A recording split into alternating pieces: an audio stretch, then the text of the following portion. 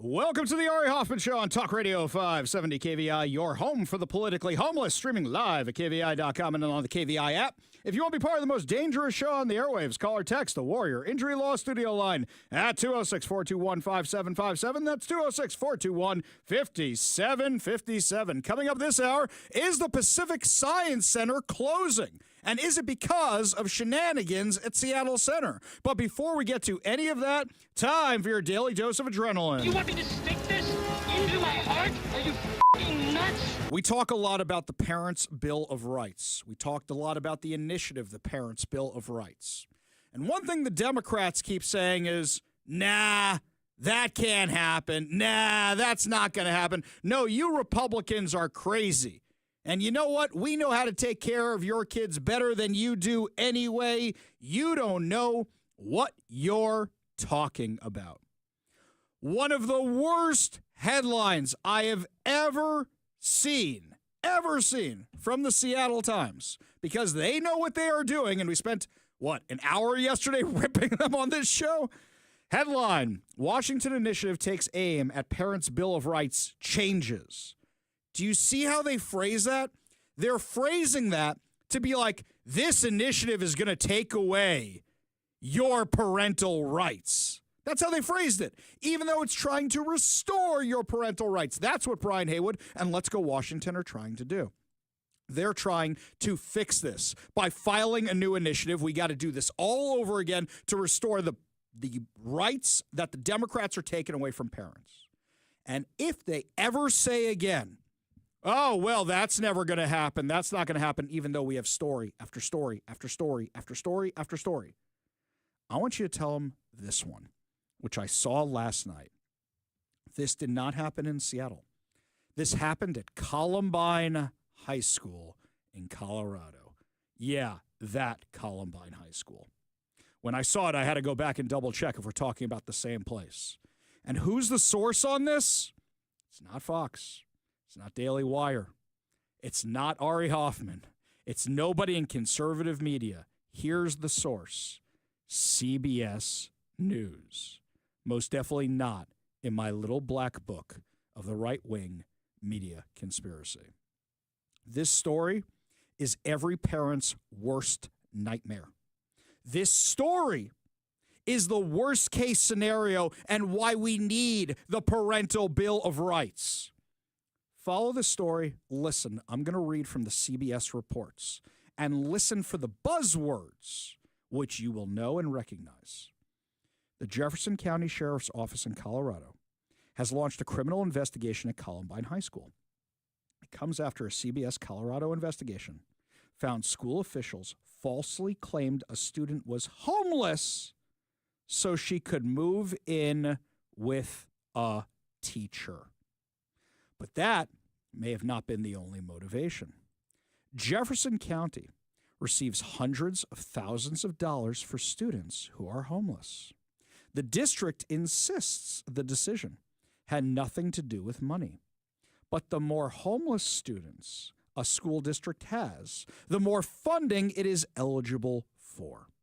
The girl's mother believes the district used her daughter for financial gain. Now, they're not identifying the mom to protect the identity of her other kids in this story. She says this is not a story, this is a nightmare. 3 years ago, she learned Columbine High School teachers, counselors, and even a principal had come up with a plan to help her daughter run away from home. She called it deliberate, calculated, and intentional. It may also be criminal. School district employees filled out a federal form claiming the girl was homeless when they knew she wasn't, even discussing in emails how to conceal it from her parents by not using their contact information. Okay, how many things do you know about so far here in Washington that could open the door for all of this? Senate Bill 5599? The one which is basically state-sanctioned kidnapping of your child that the Washington Democrats passed last year. This is ripe for this kind of stuff. Ripe for it. The mom says she found out when she was cleaning her daughter's room. She said, if I would not have found this paperwork underneath her bed, I would have no idea this was happening behind our back. Jefferson County Public Schools claims the form is not a declaration of homelessness and generates no revenue through any sources for Jefferson County Public Schools, but the form itself asks whether a student is an unaccompanied homeless youth or unaccompanied self-supporting youth at risk of homelessness, which means Jefferson County is lying. While the student's form was signed in April of 2022, it was dated in July of 2021, the start of the county's, of the school district's fiscal year. The district said the form is a pre-typed each year, according to the Colorado Department of Education. The district has received at least $405,000 for homeless students since 2022. Now, there's different classifications of homeless students, just like we have here in Seattle. But the thing is, here in Seattle, if you have a kid who's not living at home but sleeping on somebody's couch or sleeping in somebody's house and they're taking care of all their needs, they still get all the perks of being a homeless kid. So this is where you have a situation which is ripe for abuse, where also you can have kids who identify as homeless who aren't actually homeless. Now, those kids need help, don't get me wrong, for whatever reason. They're sleeping on somebody else's couch. But you see how easy this is to exploit? And allegedly, that's exactly what the school district did. The mom believes that the schools made money at the expense of her daughter's safety. An investigator hired by the district found Columbine teacher Leanne Kearney was grooming the minor and had asked a colleague about the process for declaring a student homeless as early as 2019. The mom says she texted Kearney not to contact her daughter after discovering thousands of texts and phone calls between them. When she alerted the principal at Columbine, she says he told her that this teacher helps kids navigate their sexuality. That's a direct quote. So, a parent comes to you, Mr. Principal, and says, this teacher is texting my daughter a lot of stuff, a lot of times inappropriate, and your response is, well, this teacher helps kids navigate their sexuality. You say that to their parent? The mom said, so you've just been given information that of some sort, there's some type of inappropriate relationship happening between an adult and a child. And you can say in the same 2-hour meeting that she takes a special interest in helping kids navigate their sexuality. We call that a pedophile. We call that a child predator. But the Democrats here and in Colorado, which wants to be mini Washington, are doing the exact same playbook, removing the parents from the conversation so they can have access to the kids. So either they can get your kid away from you to become reliant on the state or brainwashed by the school district or some psychotic teacher, which is exactly what's happening here. And we're not even talking about for political reasons. We're talking about it because they want to be free with their sexuality. They want to explore their sexuality, and mom and dad may not like it. Mom and dad may also be protecting you from a groomer. Mom and dad may also be protecting you from a predator.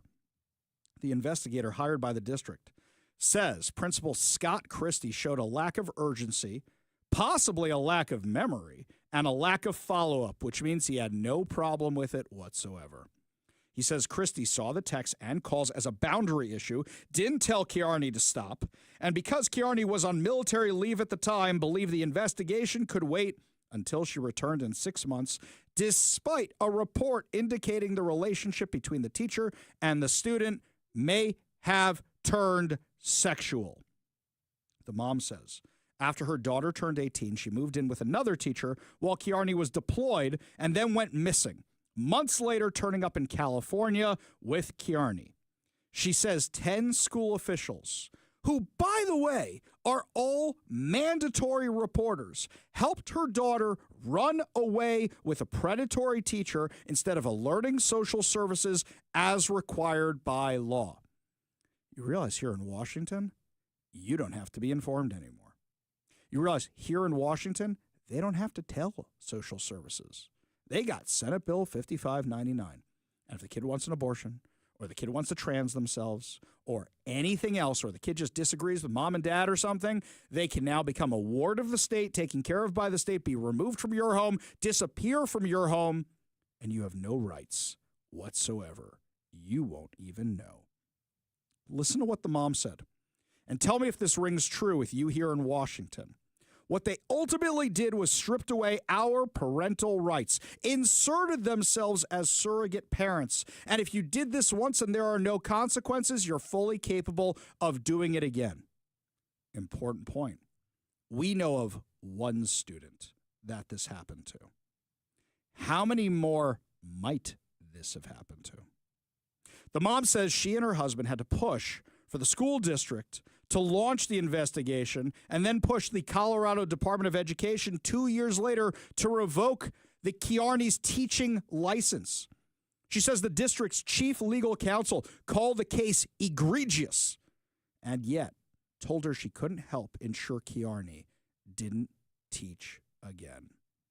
So there you go. Unions at work. These teachers are protected. We're not going to fire them. We're just going to shuffle them off somewhere else. No problem. That's exactly the kind of thing we're dealing with here in Washington, where they didn't want to inform you right away if, God forbid, something happened to your kid on school grounds. Well, Jeffco Public Schools says it took every step to remove Kiarney. They're still fighting against the school teachers union. The district admits she wasn't fired, but rather resigned because they couldn't fire her. The district says if we had not accepted her resignation, then she would have remained on leave pending a formal termination process that could take several months, assuming it even happens. The cocaine principals are still employed by the school district. Ian Golash, the lunatic who supports Hamas and terrorists, is still employed by the school district. That's years later, by the way. What's it been, Mike, a year or two since the cocaine principals? And it's definitely been at least a year, 1 year from the cocaine principals, 1 year from Ian Golash. According to emails obtained through an open records request, the principal and the district's Title IX coordinator initially planned to allow Kiarney back into the classroom. The district says that was due to Title IX's prescribed federal due process. However, this matter did not follow a Title IX path. It was treated as serious workplace misconduct.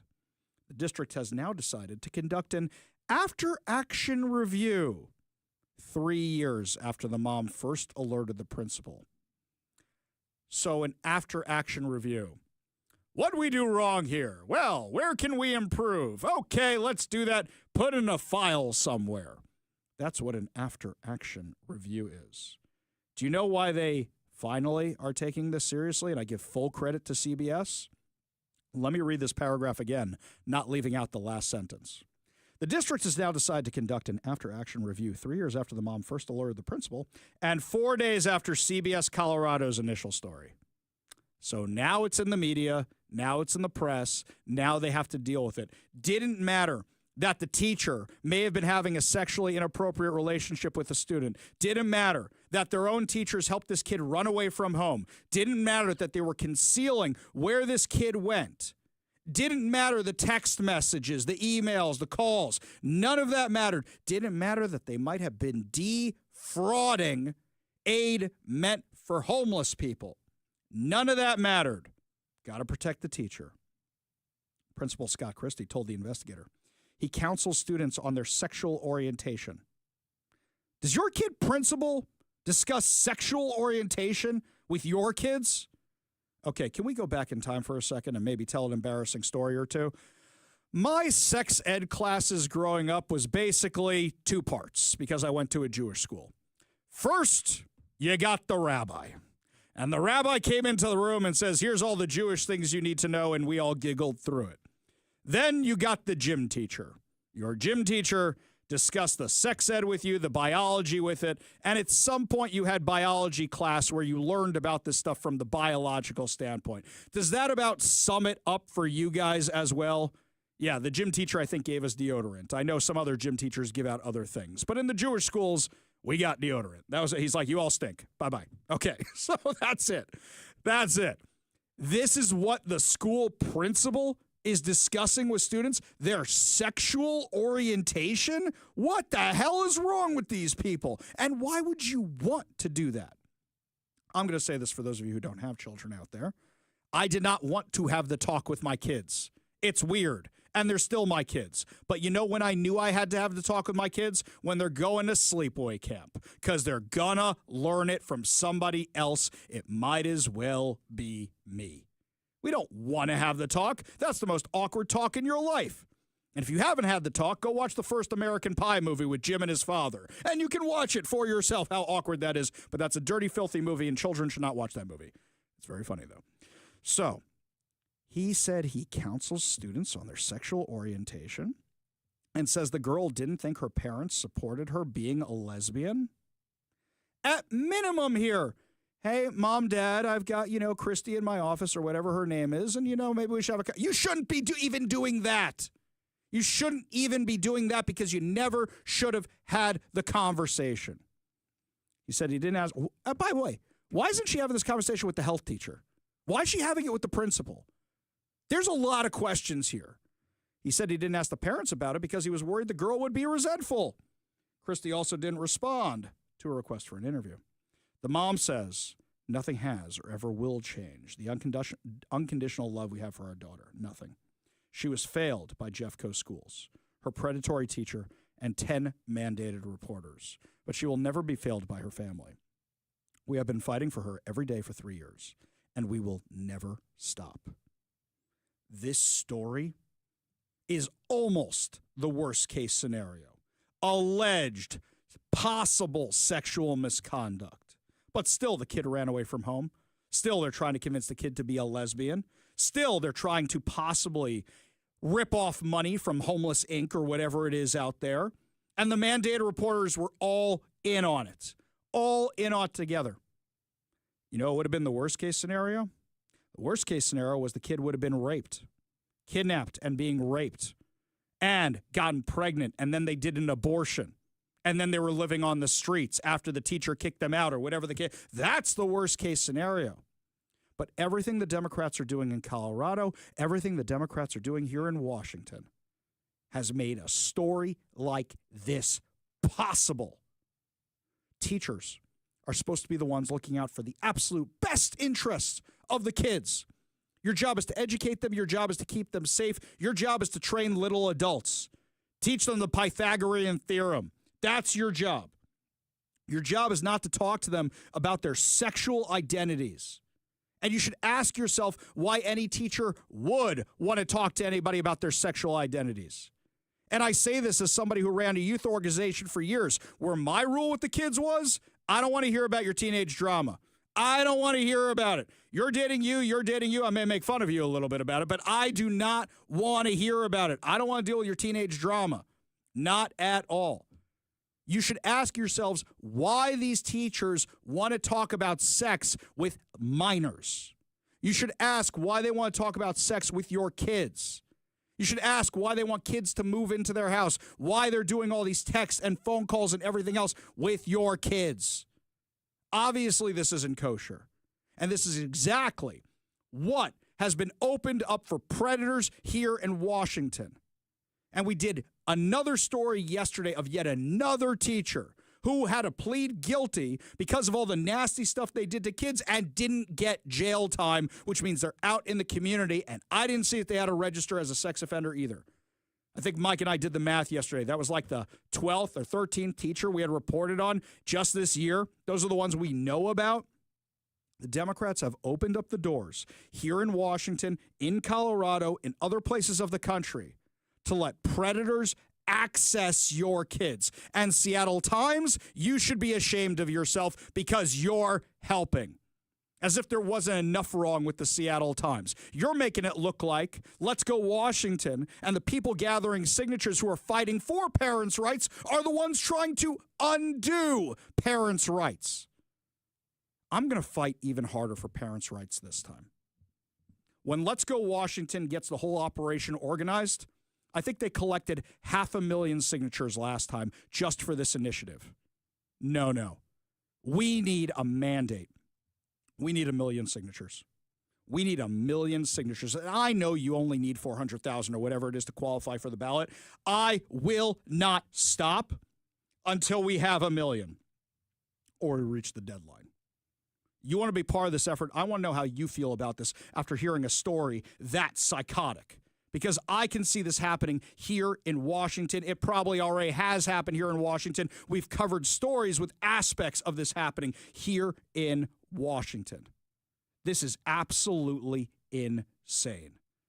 Lots more to discuss as the show continues. Speaking of education, is the Pacific Science Center about to be closed? Doesn't look like it's doing so well. Major changes are coming to Seattle Center. Is that because of the clientele that's been hanging out? We'll give you the details when we come back. You're listening to the Ari Hoffman Show on Talk Radio 570 KVI.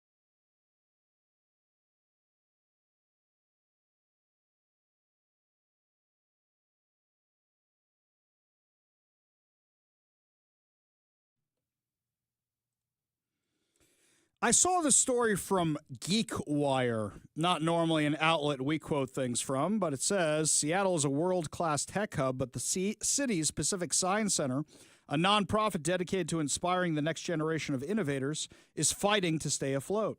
The former jewel of the 1962 World's Fair needs long-deferred infrastructure upgrades, estimated to cost more than $70 million. Many of its exhibit spaces are sitting empty, and some house dated displays. Its attendance numbers are growing, but haven't recovered to pre-pandemic levels. Can I be frank about this for a second? I used to take my kids to the Pacific Science Center, and I stopped because it's so run down and junky. Deferred maintenance, that's an understatement. I don't think they've updated it since the 1962 World's Fair. I think the last time they updated the Pacific Science Center, Mike, check me on this, is when they added the IMAX Theater, which is awesome, by the way. But the IMAX Theater is also showing its age as well. The past few times we've been there, it's kind of like, all right, okay, whatever, it's fine. But that's also showing its age. I remember 20 years ago when I first got here where it was still relatively new and it was amazing. But that has deferred maintenance as well. So some of this is on the museum for not taking care of itself. Here's something else. Because my kids were nonplussed by the Science Center and it costs a fortune, we only really went for special events.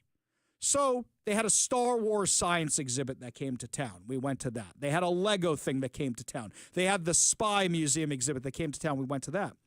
But without any special exhibits, like the Harry Potter stuff or anything else, when you don't have special exhibits at the Science Center, it's a pretty boring place. It's a pretty lousy museum, and it's pretty dated.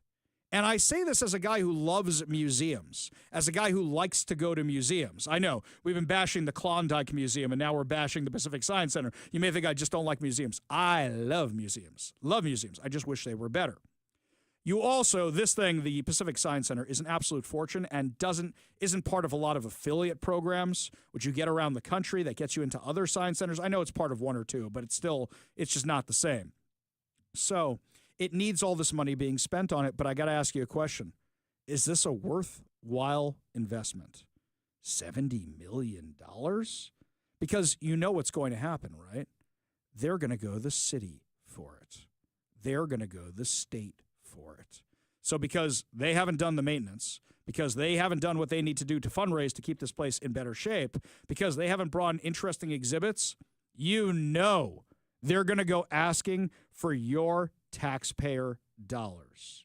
Now, they're embarking on this campaign to turn its popular Maker and Innovation Lab into the venue's star attraction. It's considering the sale of some valuable real estate holdings, and there's a discussion about taking down the fences that are surrounding it. So those of you who haven't been to the Science Center, it's got these big fences that block the Science Center from the rest of the Seattle Center, and I kind of understand why they're there. I think it was meant for admission. Hey, you pay here, you pay at the gate in the front. I get that. But given the clientele of Seattle Center during the winter, I very much understand this. Mike and I went to get a coffee a couple weeks ago at the Seattle Starbucks.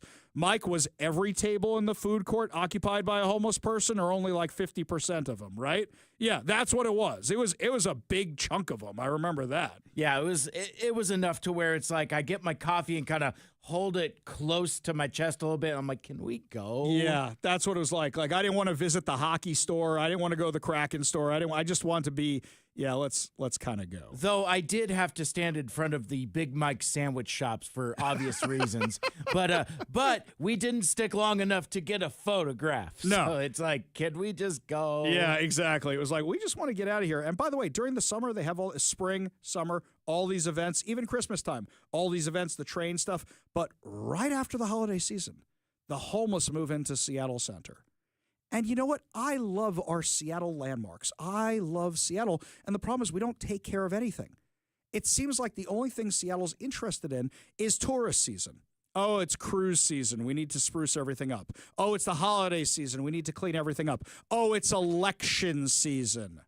We need to clean everything up. I saw a whole bunch of stories on all the local media outlets, Como, Cairo, King 5, Fox 13. They're all talking about the mayor's new safety initiatives. Okay, when's the election? When's the primary? August. So now you're doing the safety initiatives? You've been in office for more than 3 years. And now you're talking about the safety initiatives? How many people have suffered? How many people have died in the meantime while you were sitting on your butt? But now it's election season. It's time to run again. So now I'm not even going to give you the details of any of these stories because you know they're not going to work or they're going to be temporary and short-lived. What's going to happen? They're going to clear out the homeless so that they're all in Soto, or they're over in Georgetown, or they're exported to somewhere else in King County, so that way Bruce Harrell can get reelected, because this is what happens every single time there's a local election. Let's clean up the homeless, And the day after Election Day, they all come back. And I'm tired of it. I'm not even going to report on the stupid programs they're doing because we know none of them are going to work. Because while you have these programs, you are enabling the drug use. You are enabling the crime. In fact, I might even say you're encouraging it, which is why you are in this never-ending cycle. And you should ask yourself who stands to gain when the politicians have you in this never-ending cycle of violence. Oh, right, the politicians. Did nobody see RoboCop? Terrify everybody, get them out of town, and then you could buy up all the real estate? Or did anybody here see Captain America and the Winter Soldier? People are so scared they're ready to surrender their freedoms to Hydra. And if you think that's only a Marvel Comics movie, think about this. How many people supported the Patriot Act when it passed, myself included, not realizing that you have to think about, because I was 20 years old, not realizing that you have to think about what your worst enemy would do with something like that and how they would trample on our freedoms. That's exactly what they're doing. Make you so scared, you'll vote to tax yourself to death in the hopes of not being scared anymore, which is why King County goes, well, we're cutting the police department. We're cutting the prosecutors. Why do you cut that before you cut anything else, including your spending on Homeless Inc. or any of the other programs that aren't working? Speaking of things that aren't working, Tim Walz's brain doesn't seem to be working right. When we come back, the insane audio of our former vice presidential candidate who seems to be gearing up to run for office again. We'll give you the details and the insane audio when we come back. You're listening to The Ari Hoffman Show on Talk Radio 570 KVI.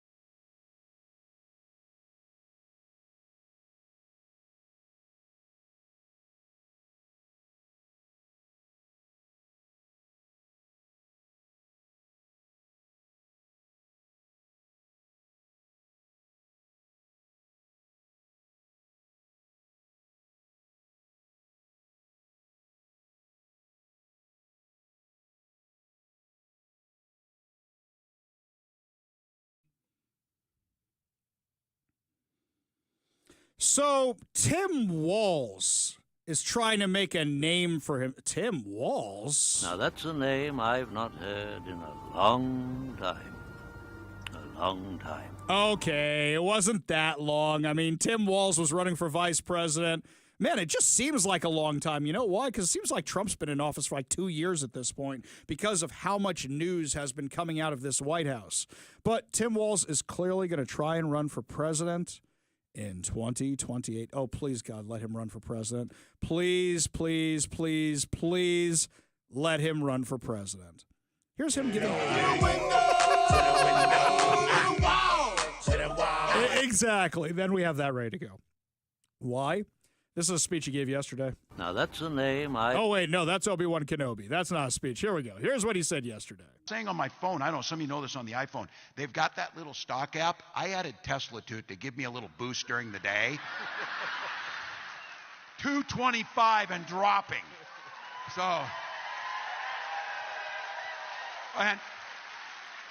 and if you own one, we're not blaming you. You can take dental floss and pull the Tesla thing off, and take out, just telling you. Let me make sure I got this right. He is hoping an American company fails. So the guy who claims he's about the worker is hoping that 80,000 people who work for Tesla lose their jobs.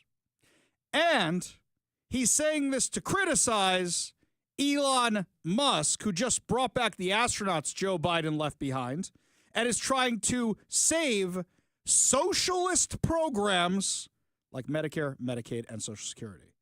Yes, I'm just making sure I got this. Just clearing all that up here, right? You're also mad at Elon Musk for cutting jobs, so you want to cut more jobs. Okay, we've got all the mental gymnastics out of the way here, right? That's what we got? I think we got it. I want to add one other thing, and this may tie into other stories we do later with the ongoing vandalization of Teslas and whatnot. But I was having a conversation with our engineer earlier, and he was asking me if I had heard about folks rebadging their Teslas. Oh, yeah. And I'm like, what are you talking about? He's like, oh, yeah, no, people are putting like Hyundai stickers on it and Subaru stickers on it. Yes. And even just yesterday, down in the garage where we park, there's somebody who's parked at the charging station with the Tesla. Now, if I have like an $80,000 vehicle, the last thing I'm going to do is put dippy stickers on it, right? Yes. And the back of this Tesla is covered with like, I bought this before Elon was a Nazi and stuff. Oh like there's my literally like God. a half dozen gaudy stickers, like the ones you would buy at Hot Topic when you're 17. Wait a second. That kind of thing. Disclaimer. Yeah. We share this building with other people. Oh, sure. Odds are it is not somebody from our offices. Right. But, yeah, that's insane. Mike, you've seen my cars before, and they are not $80,000 cars. No. Right? Okay? You see any stickers on those guys? No. There's nothing on them. You know why? Those are my babies. Those are my prized possessions. You don't put stickers on a Tesla. You don't put stickers on any car Well, you don't value. put stickers on a car as an adult. No, Ari. you don't do. Come on. Okay, yeah, That's just I dumb. think I had a bumper sticker on my '87 Camaro, which was in 1999, because I was in high school. There you go. There you Right. go. Yeah, I may or may not have had Autobot symbols on my Honda Accord, my 1989 Honda Accord that I had in like 1999. Now I do remember, and this is a thing where people will take badging off cars, Yeah. to replace it with the zombie killer or any of that. Yeah, rather now than the that's Transformers. I get that. different. That's But the different. other thing they take the badging off for is because higher trims are targets for people who want to break in and steal things. That is true. Yes. So some people, it says LT or XT or RT or whatever, they'll take that off. But this is insane. You spend that much on a car and now you're pulling off the badges? Yeah, and like you're afraid of it. Like please don't vandalize my car. Like you're trying to like fool people into thinking that you aren't driving a Tesla. It like- doesn't make noise. I mean, I know criminals are stupid, exactly. but they're not stupid. You know, and I know lefties are stupid, but they ain't stupid. They're still going after your car. But to bring this all the way back around, I was floored by this whole Tim Walz thing. He's like, "Oh yeah, you just get like dental floss and you could pull that thing right off." So now he's advocating not only for the failure of American company, but also for what, self-vandalism? Yes. What is wrong with this guy? Wait, it's more than that. Last time I checked, wasn't he in favor of all the green stuff? So now you're telling people not to buy electric cars? Yes. Just the whole package here. I don't get it. This Ari. is how we dumb haven't he even is. gotten to the meat of the stuff we Oh, want no, to talk we're about getting here. there. We're getting there. Mike knows what audio's coming. I just heard it this time around, and I'm like, wait a darn minute. Yes, he's very stupid. Now, he's on Gavin Newsom's podcast. Okay. Gavin Newsom's trying to make a name for himself and have anybody on, fine. Then Tim Walz says this. But I think this notion of toxicity in masculinity needs to be separated. And I think it's been conflated. And I think, hang on, Gavin, Booby, how many times you cheat on your wife? How many wives did you cheat on? You're going to lecture anybody about this stuff? Okay, Gavin, you keep your problems with you. we're going to have to work on that a little bit. And I think there is a crisis. I think some of us scare them. men. I think I scare them a little bit why they spend so much time on this. No, I'm serious, because I can fix a truck. They know I'm not bullshitting on this. Yeah. I'm not putting this in people's grill. I don't know if my identity is not hunting. My identity is not football coaching. My identity is not, a beard and a truck. Okay, he said he can fix a truck. Does anybody here think Tim Walz can fix a truck, given that we've seen how he hunts and we've seen his knowledge of football? How about no? There we go. That's what I was looking for. Thank you, Mike. Okay. No, I had to reach a little It's bit. okay. It's all right. It's somebody all right. with longer arms was using this console before I was, and I literally reached for it and I couldn't. I'm like, Almost there. Use the force. Push the button. So, does anybody think he can actually do that? Oh, and Tim Walz. I don't call him this, but I know everybody else does. Tampon Tim is a symbol of masculinity. The guy who put tampons in bathrooms is your symbol of masculinity. Give me a break. He wasn't done yet, though. This How do you notion fight it? this I notion think of I could kick most of their ass. I do think that if they wanted to. I know I can run them, but I don't know if we're going to fall into that place where we want to. Okay, we challenge you to a WWE fight here type of thing. Okay, let's just play his little game for a second. Who do you think would win in a fight? Donald Trump or Tim Walz? I'm giving him Donald Trump instead of J.D. Vance, even though that's who it's going to be if there's an election, because let's keep them in the same age bracket, okay? Who do you think same weight class? They're the let's same call it weight that. class. There you go. All right. Who do you think would win in a fight?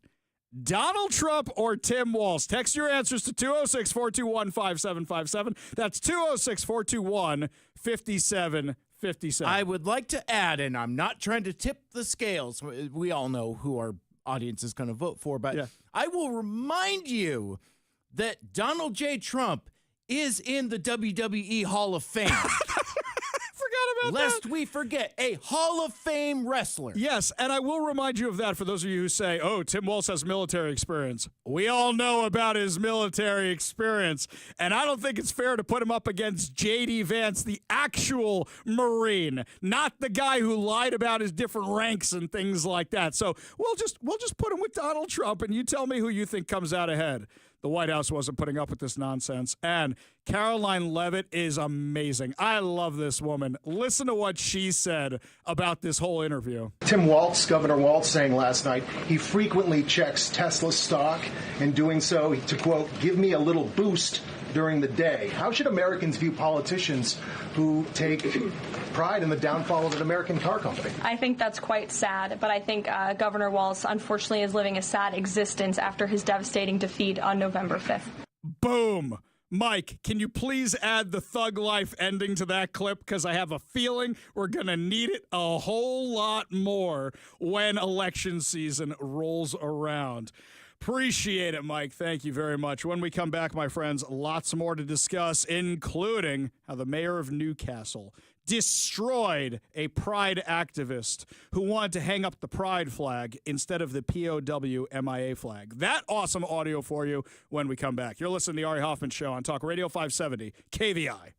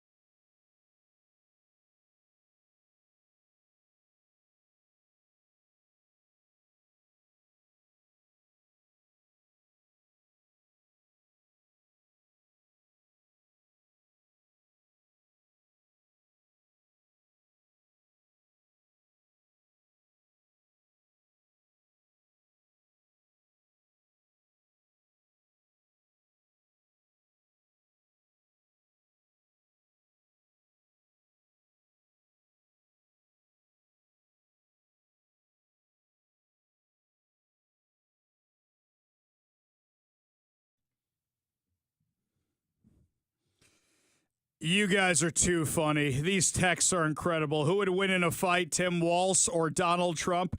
Eben and Bonnie Lake says Trump wins. KO in one swing. Rachel says Trump would just stand back like a boss. And then I love this one from the 253. Trump versus Waltz in a fight. Waltz would win, but only because Trump would never hit a woman. You guys are funny. You guys are very funny. Meanwhile, in Newcastle, Washington, Newcastle Mayor Robert Clark destroyed a far-left activist after she compared the pride flag to a POW flag. Listen to this. My research shows that there's been 82,000 Americans who are registered as POWs or MIAs, which is atrocious and horrible, and it should never happen to any American. But there's 20 million minimum LGBTQ members. So when we're talking about special interest, let's just have some intellectual integrity. I've talked before about the hypocrisy of some of the people up on that dais, and I think that your approach to trying to trick people out of having to fly the pride flag in June by making sure that the POW MIA flag was flown is really disgusting, and again, it's not impartial in any way, and I think that you should be ashamed. I definitely am. Thank you. It's not common that I respond to public comment, but I will not sit here and have somebody tell me that veterans are a political stunt. How dare you? This country was founded because veterans lost their lives. Hundreds of thousands of people died for this country so that you could fly your pride flag. And man, I am pissed. I'm sorry. This is out of line, and perhaps my council members will censure me for this, but do not ever disparage veterans in my presence, right? Those 82,000 people who never came home will never have a chance to have a family or grow up. While you can fly your pride flag, they sacrifice their lives all over the world for America and for freedom around the world. I tolerate your comments, which are always on the attack, and all in your libelous comments on Facebook. I tolerate it because, you know, you probably can't help yourself, but don't ever disparage veterans in front of me. Don't ever disparage veterans in front of me, and we're done. Boom. I love that, dude. He's the same one who said we're hanging up the American flag because that encompasses all other flags. That's our flag. Same exact guy. Love this dude. He's amazing. And what is it with needing to get the pride flag? You want to hang it outside your house? Hang it outside your house. But you know what we celebrate around, end of May? What do we celebrate? Memorial Day. It's appropriate that that thing should be up for it. Yeah, I'm not asking you to hang up any other flag. In fact, I think every federal building, every building that's government in the U.S., American flag, POW, MIA flag, state flag. That's it. I can't think of any others. If you can think of any others I missed, you let me know. 206-421-5757 for text or your calls, 206-421-5757. When we come back, my friends, more of your calls, more of your texts, and Democrats are in disarray in Bob Ferguson's office. So much fun to watch this whole thing come crumbling down. You're listening to the Ari Hoffman Show on Talk Radio 570 KVI.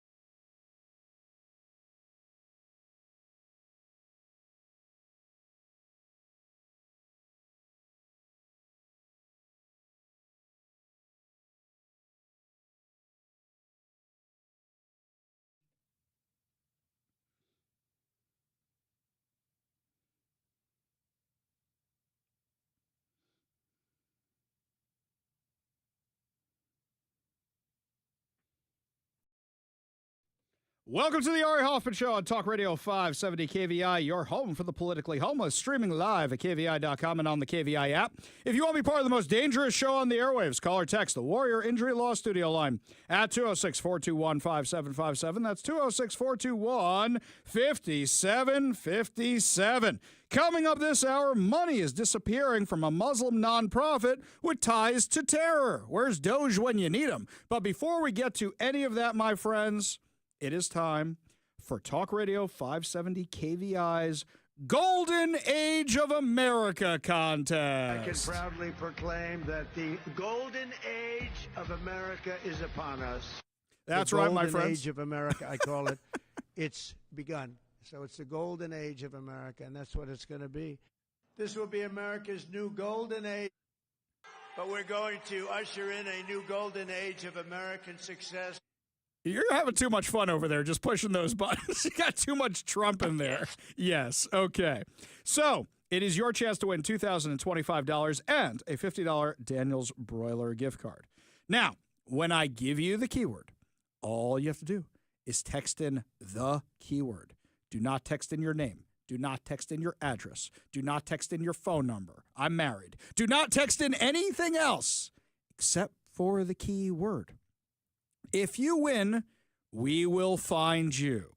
We are like Liam Neeson. We have a very particular set of skills we have developed over a very long career. Also, guess what we'll have if you text us? We will have your phone number. So that'll be the easiest way to find you. Do not send us any other information except for the word itself. If you send us any other information, you will void your own entry. Exactly. We don't want that to happen. So all you have to do to be entered for your chance to win $2,025 and a $50 Daniel's Broiler gift card in our Golden Age giveaway is text the keyword BOOM. As in those Hezbollah pagers went boom. As in Donald Trump. Roasted. As in Donald Trump would drop the boom on Tim Walz. As in Legion of Boom. All these things, BOOM. Text the keyword to 206-421-5757. Text BOOM, BOOM, to 206-421-5757. Remember, you have until 5 o'clock to enter the keyword. You have until 5 o'clock to text the word BOOM, BOOM, to 206-421-5757. Your next chance to win is tomorrow morning at 8 a.m. with John Carlson. Check out danielsbroiler.com to reserve a table, place your takeout delivery order, and more. I can proudly proclaim that the Golden Age of America is upon us. Indeed it is. We go to the Warrior Injury Law Studio line. Take a call from John in Lakewood. John, what's up, man? Yo, hey, how you doing, Ari? Hey, hearing all the stories and reading everything about these maniacal Tesla owners and people who are attacking them and the dealerships and all this nonsense, it just reminds me of what happens to people who really get screwed by an elected official when they have their car company stolen from them. To wit, Barack Obama's administration during the subprime loan crisis loaned money to General Motors to bail them out, and their intent was to take it over. And what they did was they pressured the board to accept the extinguishment of debt for controlling interest in the company, whereby they privatized it, turned it into General Motors LLC, kept all the best brand names for themselves like Cadillac and Chevy and GM truck, gave all the bad assets and the broken window factories to the rest of us because we didn't have controlling interest. And they created a company to do that called Motors Liquidation. And that's what my stock turned into and eventually became worthless. I lost $3,000. And believe you me, I wanted to put a rock through a GM dealership window, but I didn't do it because that's the wrong thing to do. And I wanted to trash cars, but I didn't do it. Here's something else, John. Right, well, here's something else.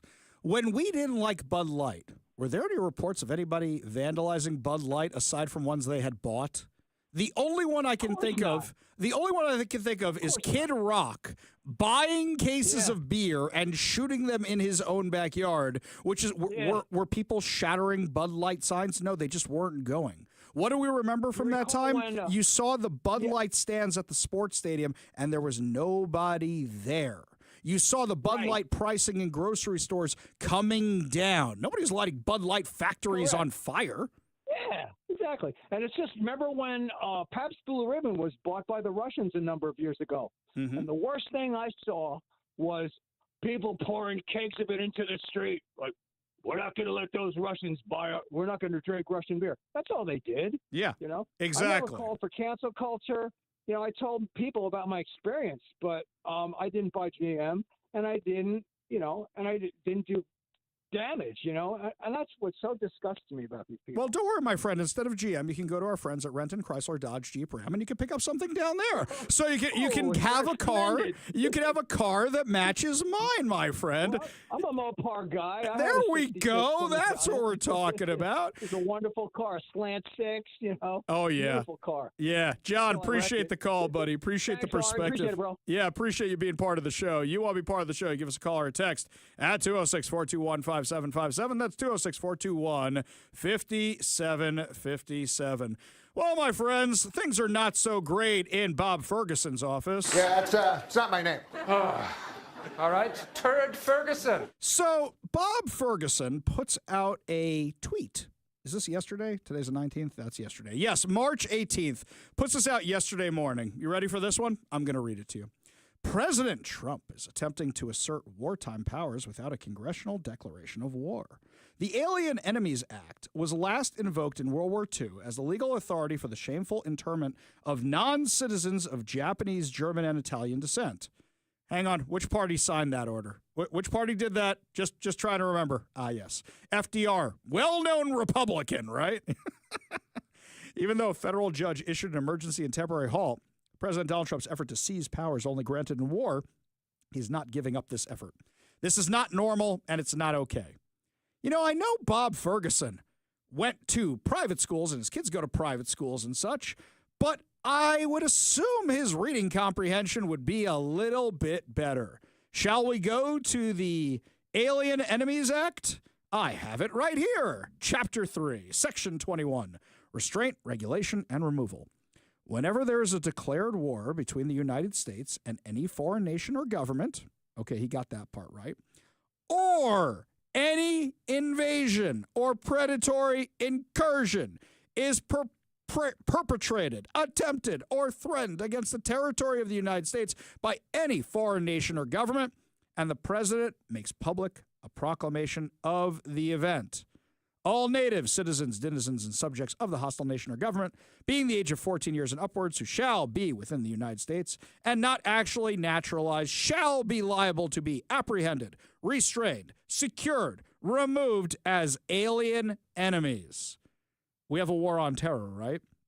Why do you think they designated all those cartel groups terrorist organizations? Doesn't this make perfect sense? But not just that. Or any invasion or predatory incursion is perpetrated, attempted, or threatened against the territory of the United States by any foreign nation or government. It's right there. I can read this thing. How come you can't read this thing, Bobby? Well, we know what's actually happening, right? Bob Ferguson's and the Democrats, they're all excited about this new legislation they have, which they're about to pass, which, by the way, is being done all over the country by executive order, but here they're going to put in legislation, so it's harder to undo. What is it? It's going to keep, quote-unquote, militia groups and National Guard out of Washington State. Why? So if Donald Trump wants to secure the border in Washington State, he can't say, send in the Texas National Guard or anybody else's National Guard. So Bob Ferguson is actively working on not securing the border. Democrats in Washington want to make sure we don't secure the border. Imagine this, if you will. The entire southern border is sealed by Donald Trump. Entire southern border, including California, by the way. But then you have this big gap in the northern border thanks to Bob Ferguson and the Democrats. What do you think is going to happen to our state?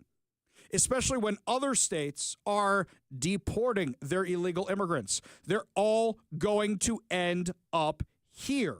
They're going to become our problem. Guaranteed. In fact, press secretary had some very serious words about what's going on with these activist judges. It's a clear effort by these judges to slow roll this president's agenda. And if you just look at the injunctions that this president has faced, deporting foreign terrorists from our homeland, hiring and firing of executive branch employees, which when the president is the executive of the executive branch. You also see an injunction by a partisan activist judge when it comes to the Secretary of Defense trying to determine the readiness of our troops and the qualifications of our troops in our armed forces. Does a single district court judge really have more authority over the Commander-in-Chief and the Secretary of Defense to determine who should serve in our United States Armed Forces? Absolutely not. Anyone who has taken a basic civics lesson can understand that, and it's ridiculous lawfare that we are witnessing. By the way, do yourself a favor. Go look up these rulings from these judges. There's nothing there. There's nothing there. Go look up these rulings. It's, I feel this is wrong. I think this is wrong. I believe this is wrong. Yeah, that's not a legal ruling, my friends. I love the left's meltdown over this. I want you to listen to this little thing we got from our friend Mazemore, where he has Joe Scarborough having a meltdown about this, and then he's having a meltdown about Donald Trump doing whatever he wants with these judges, and he forgets somebody else who said something a little bit similar. Again, like I said, George W. Bush had to deal with this. Barack Obama had to deal with this repeatedly. Joe Biden had to deal with this. They didn't scream and yell and say we weren't going to listen to federal district court judges. Supreme Court blocked me from relieving student debt, but they didn't stop me.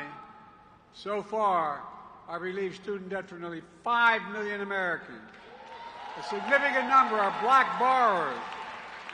Exactly. You see? I remember some other guy doing this, and he said it about the Supreme Court. Donald Trump's going to listen to whatever the Supreme Court says. But these judges who are literally just trying to stand in the way because they're activists? In fact, wait a second. Didn't AOC say it was okay to disregard what judges said? There has been thought, I believe, given to this. Senator Ron Wyden has already issued statements, for example, advising what we should do in a situation like this, which I concur, which is that I believe that the Biden administration should ignore this ruling. I think that we, the courts have the legitimacy and they rely on the legitimacy of their rulings. And what they are currently doing is engaged in an unprecedented and dramatic erosion of the legitimacy of the courts. It is the justices themselves, through the deeply partisan and unfounded nature of these rulings, that are undermining their own enforcement. So you're saying the Biden administration should ignore this court, but what does that look like? What does that actually mean? I think the interesting thing when it comes to a ruling is that it relies on enforcement. And it is up to the Biden administration to choose whether or not to enforce such a ruling. But is that funny? I love the Democrats who are now having a meltdown when this is what they used to say. In fact, hang on a second. You want a montage of Democrats having meltdowns and then what they used to say about this? You need a montage. Even Rocky had a montage. To deport hundreds of alleged migrant gang members in apparent defiance of court orders.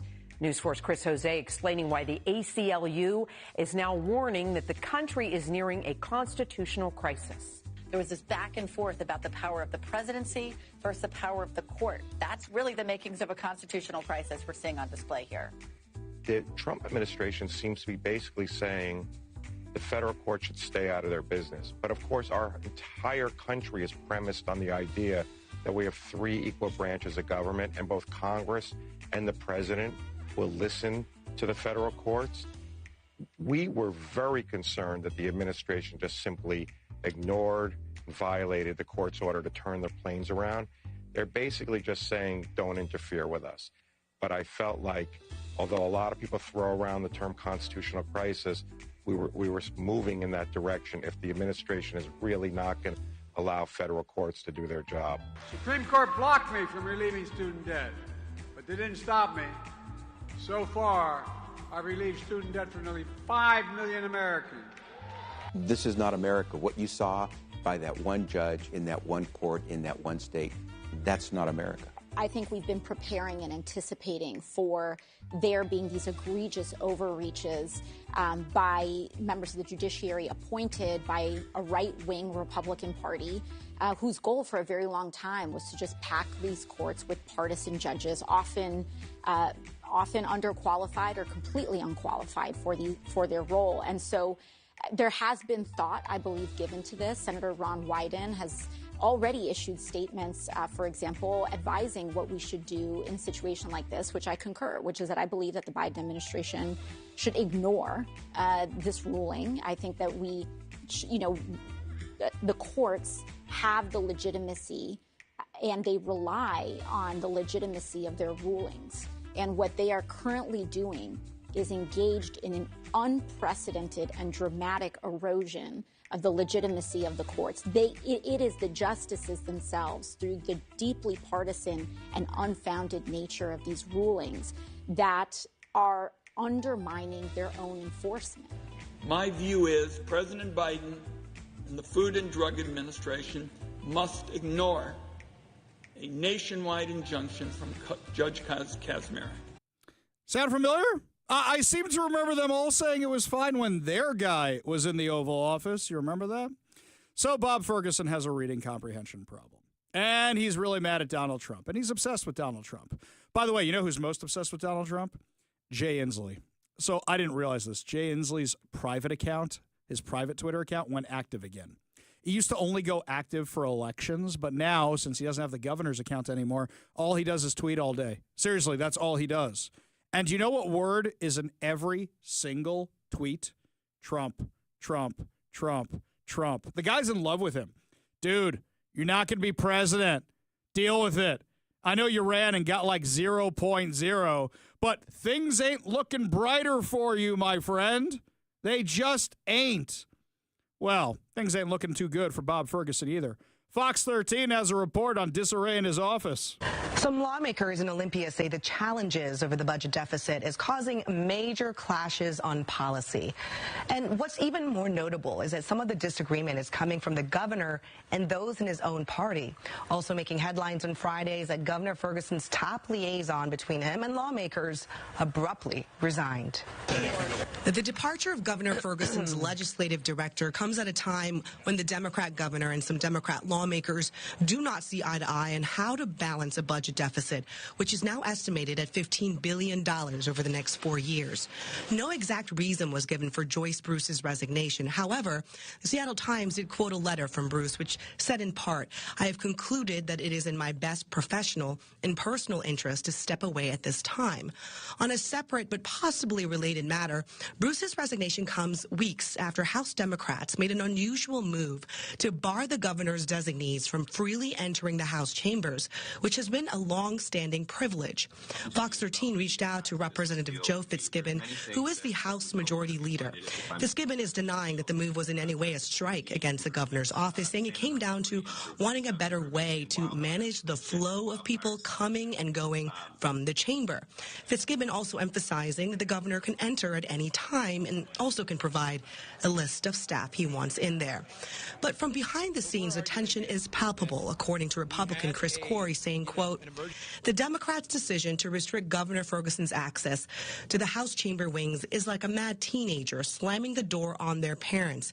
It's a juvenile reaction to being told no." Corey says the friction was evident from day one at Ferguson's inaugural address when Republicans appeared to cheer on the governor's bipartisan message in calls to cut government spending.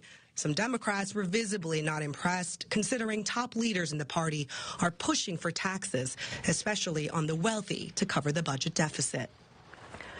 One thing many lawmakers do agree on is that they have a very challenging period ahead when it comes to balancing that big budget deficit. The deadline is April 27th. I love that the mainstream media is covering the Dems in disarray because we've done every single one of those stories. Every single one we've talked about, except the most recent one, which happened today, where there was another resignation in his office. That's 3 in the last 24 hours. Another one. Exactly. So he's losing staff. The Dems want to raise taxes. He doesn't want to raise taxes. What's going to win out? The Democrats or his personal ambition? Because we know if he raises taxes, that's going to be a strike against him when he goes for national office or tries to run for re-election. He wants to differentiate himself from Inslee. He wants to appear to be a moderate centrist, so that way the rest of the country will vote for him because he can read the tea leaves about the direction the country's going in. What do you think's going to win out? Bob Ferguson's ambition or the Democrats in the legislature? Text the answer to 206-421-5757. That's 206-421-5757. When we come back, we go to the phones and we go to the text line, but we're also going to discuss how a whole bunch of money that was supposed to go to this Muslim group disappeared, and the group has ties to terror. We'll give you the details when we come back. You're listening to the Ari Hoffman Show on Talk Radio 570 KVI.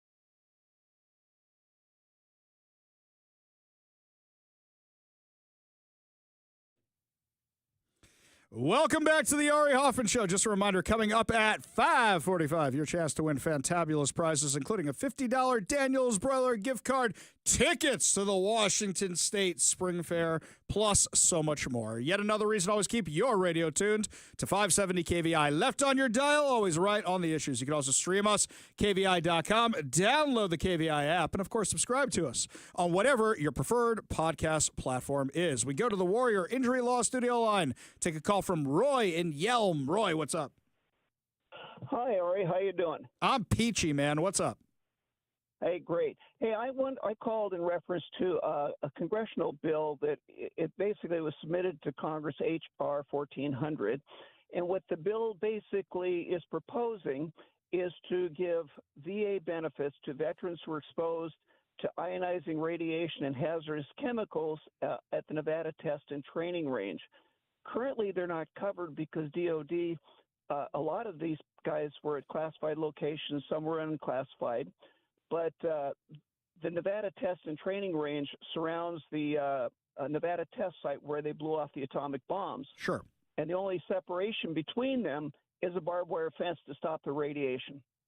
So, well, that's anyway, crazy.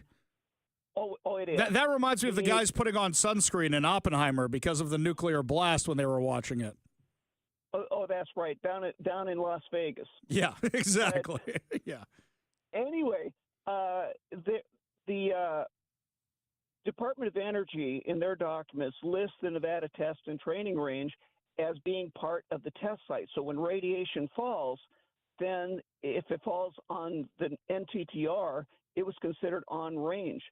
But the technicality is they kept reporting that nothing fell off site. And so that's what the DOD falls back on.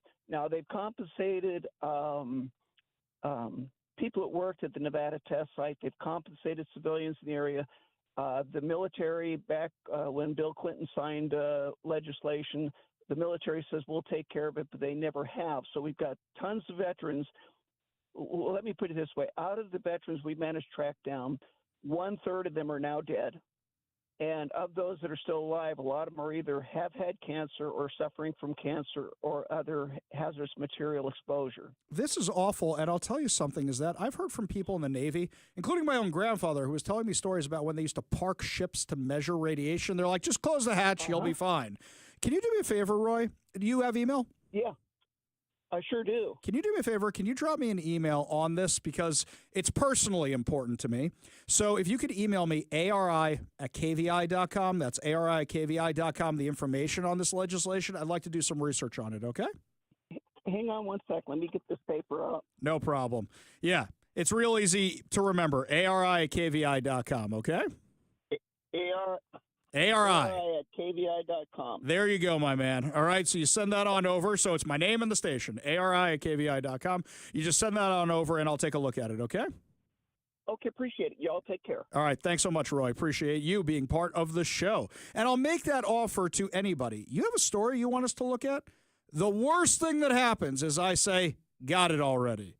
Right? That's the worst thing that happens. If you have a story that you think is interesting, send it on over to me and Mike, ARI@kvi.com or Mike@kvi.com. You can send them on over to us. If you don't hear back from me, it's because I get inundated with emails, and I'm the only one checking my emails, and sometimes it's a lot of stuff. And I get a lot of people sending me some interesting things, shall we just say. So there's a lot to go through.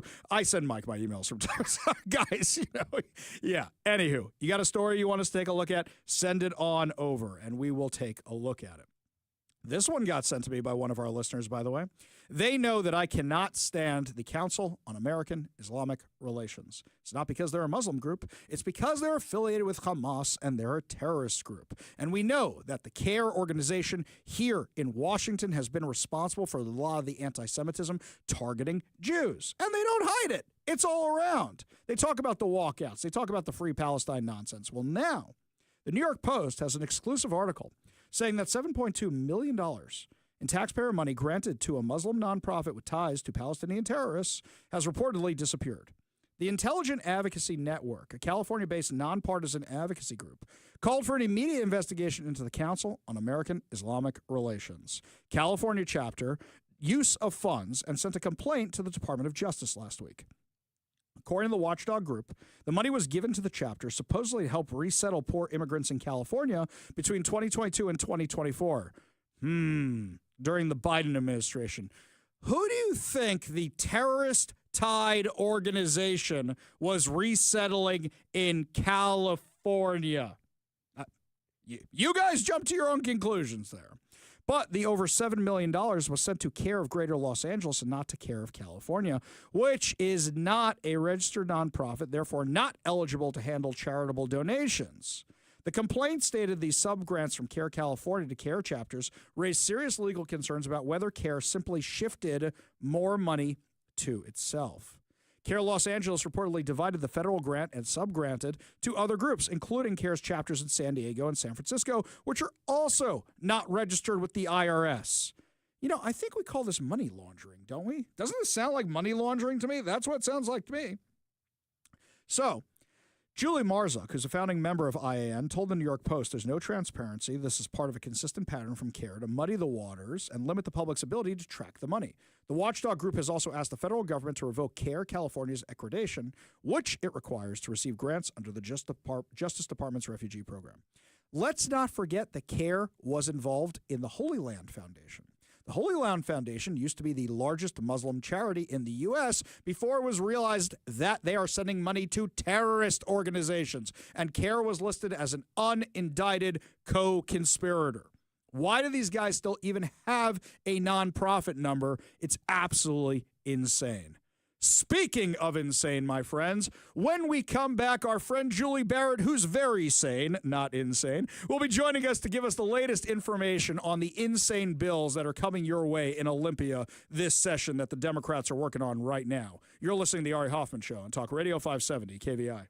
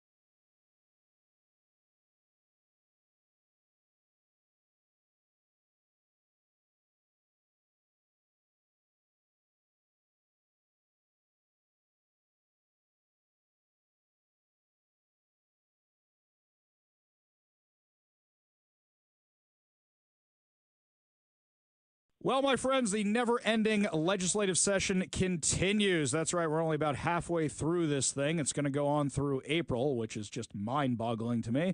So if you give the Democrats more time, they're going to make more trouble. Breaking it down now with us on the KVI studio line, Julie Barrett from Conservative Ladies of America and Conservative Ladies of Washington. Thank you so much for being with us today. Happy to be with you as always. So we love having you, and I saw a video you did on House Bill 1696, which is the Covenant Home Ownership Program. Now, as I understand it, this is basically just reparations without calling it reparations, right? Well, yeah, it seems that's what they actually, I think, called it that. The Democrats did. Gotcha. So they're not even hiding the ball on this one. Why don't you tell us what it does? Well, so it expands on a bill that was passed in 2023, the Covenant Home Ownership Program. But this actually puts in so that it raises the wage that allows people to participate, and it's for people who are selling their homes. There's a new tax, right? So it's going to drive up the cost of buying and selling a home for people who can't participate in this program because they're not someone who had an ancestor living in Washington prior to 1968. So here's something about that. It's also going to not allow people who did have ancestors living here prior to 1968. Let me explain what I'm talking about. The original, if you go back to when they first passed this thing, what originally it was they took the redlining that happened to blacks, Jews, and Asians, specifically in areas like the Central District of Seattle. And they said, hey, this is horrible what happened to these communities. We need to do something about it. So we're only going to help the blacks and Latinos, but we're not going to help the Jews or the Asians. And what's crazy is my wife's family, in fact, her parents who still live here, can trace their lineage back to that time, know exactly what their address was, where it was supposed to be, where they weren't allowed to live, where they had to go. And one of the reasons the Jewish communities are where they are in Seattle is because of this, and yet Jews are not eligible for this program. Well, did you expect them to be? You know how Washington Democrats feel about Jews. That's right. They love us so much, don't they? They really, really do. Yes, it's absolutely insane. But, I mean, Julie, I actually spoke to one of the people who was running this program. I actually knew them from years ago, and it was a weird connection I made. And they admitted to me that this is discriminatory and ripe for a civil rights case. So how come nobody's challenging this thing? I often wonder that with a lot of things, and the only conclusion that I can come up with is that there are so many unconstitutional laws in Washington state that it's like, where do you even begin?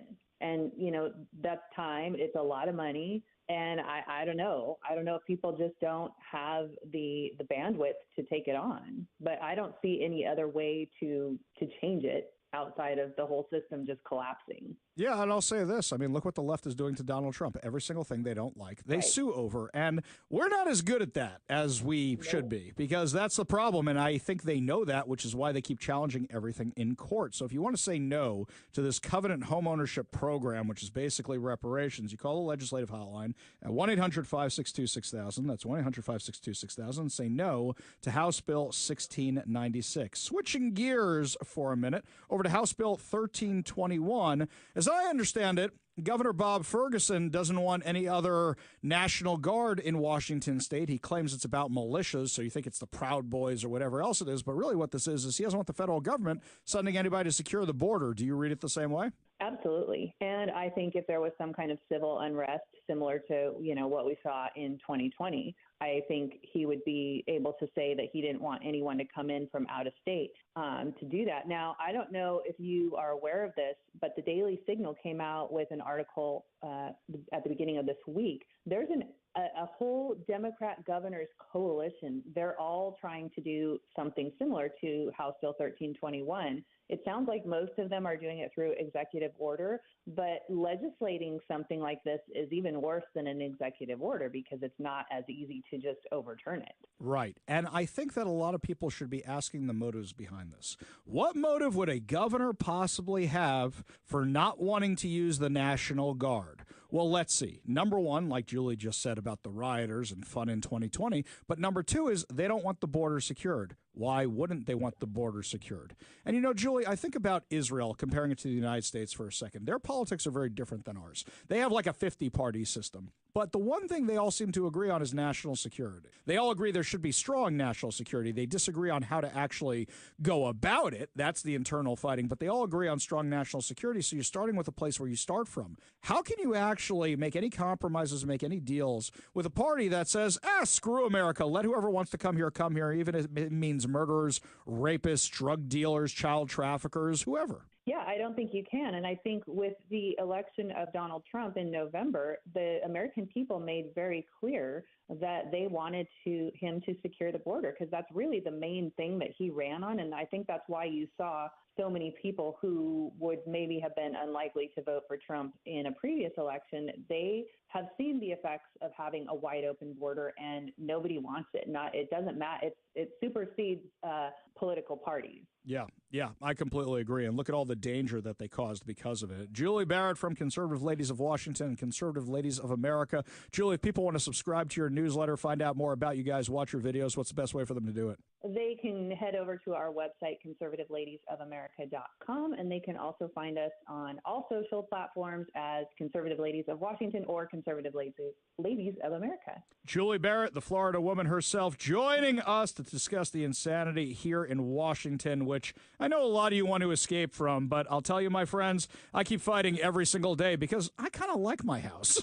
I get those that want to move. But if you want to join the fight, make sure you subscribe to Conservative Ladies of America and Conservative Ladies of Washington right now. It's one of my best news sources. It should be yours as well. Julie, thank you so much for joining us today. Thanks so much for having me, Ari. Always a pleasure. Got a whole lot more to discuss as the show continues. You're listening to the Ari Hoffman Show on Talk Radio 570 KVI.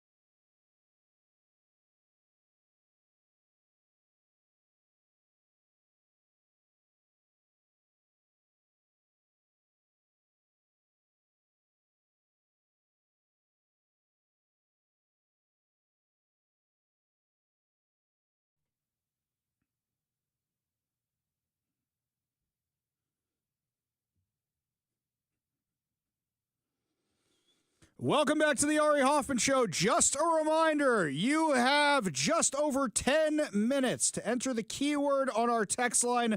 I'm not giving you the keyword again. You should have been listening at 4 o'clock, but don't worry. You can listen at 8 o'clock tomorrow morning during the Commute with Carlson for your next opportunity to win $2,025 and a $50 Daniel's Broiler gift card as part of our Golden Age of America contest.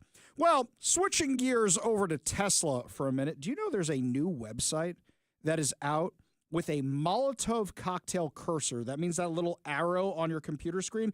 It's a Molotov cocktail instead of an arrow.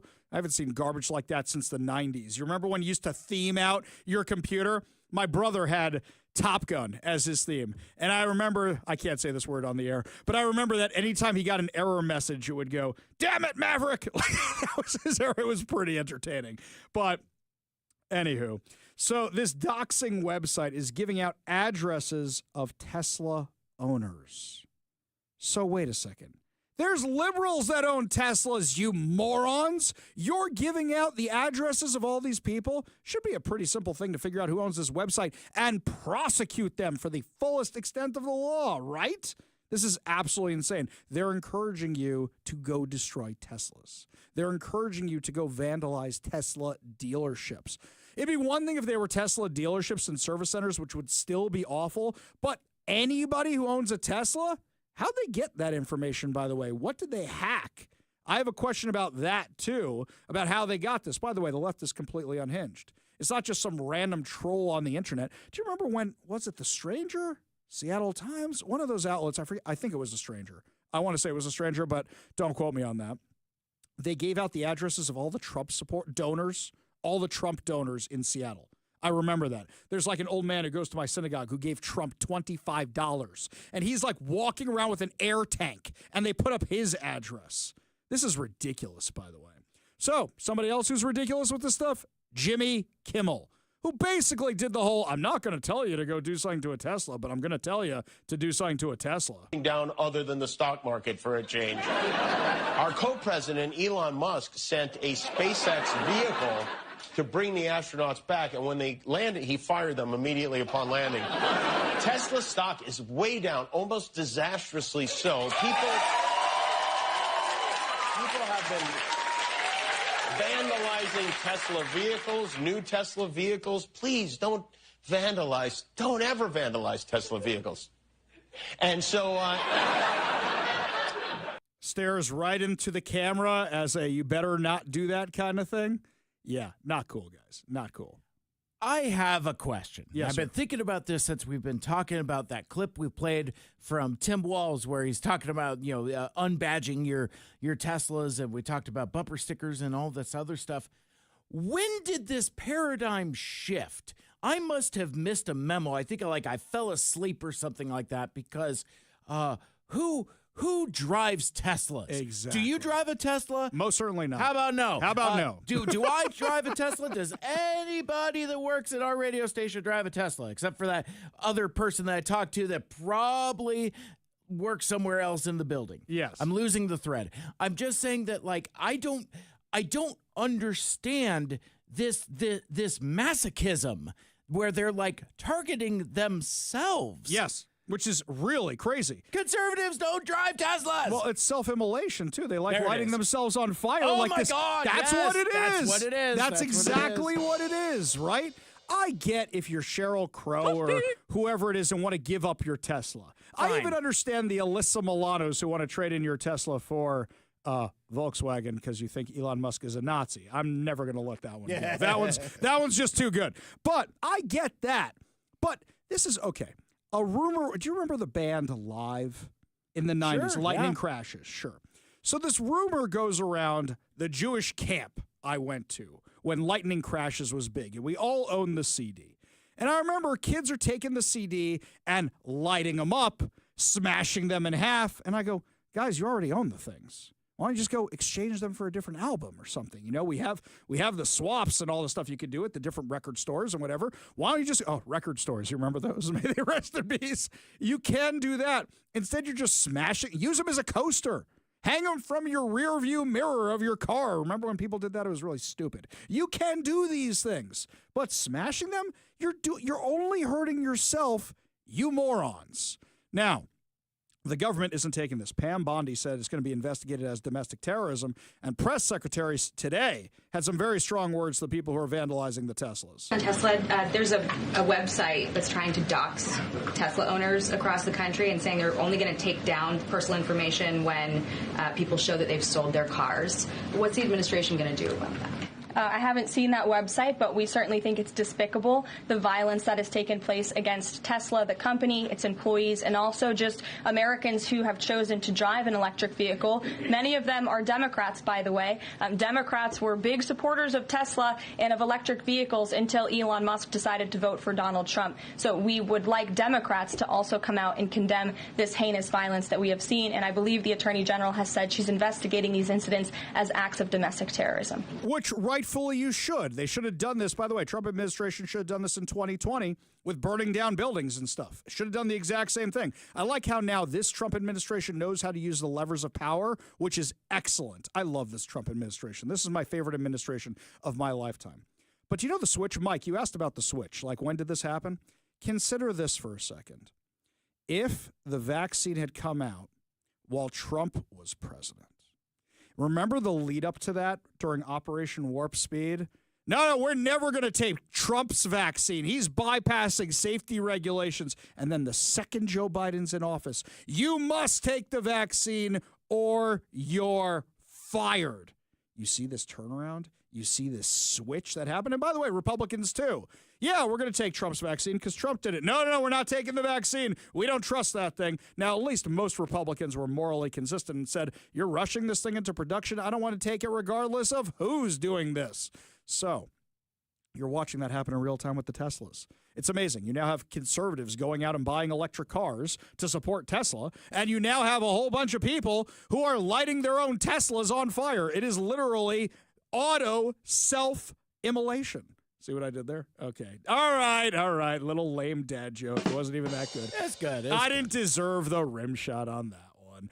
Lots more to discuss as the show continues, my friends. When we come back, the latest school insanity. The Trump administration is taking actions against a whole bunch of schools, and we love it. We're here for it. You're listening to the Ari Hoffman Show on Talk Radio 570 KVI.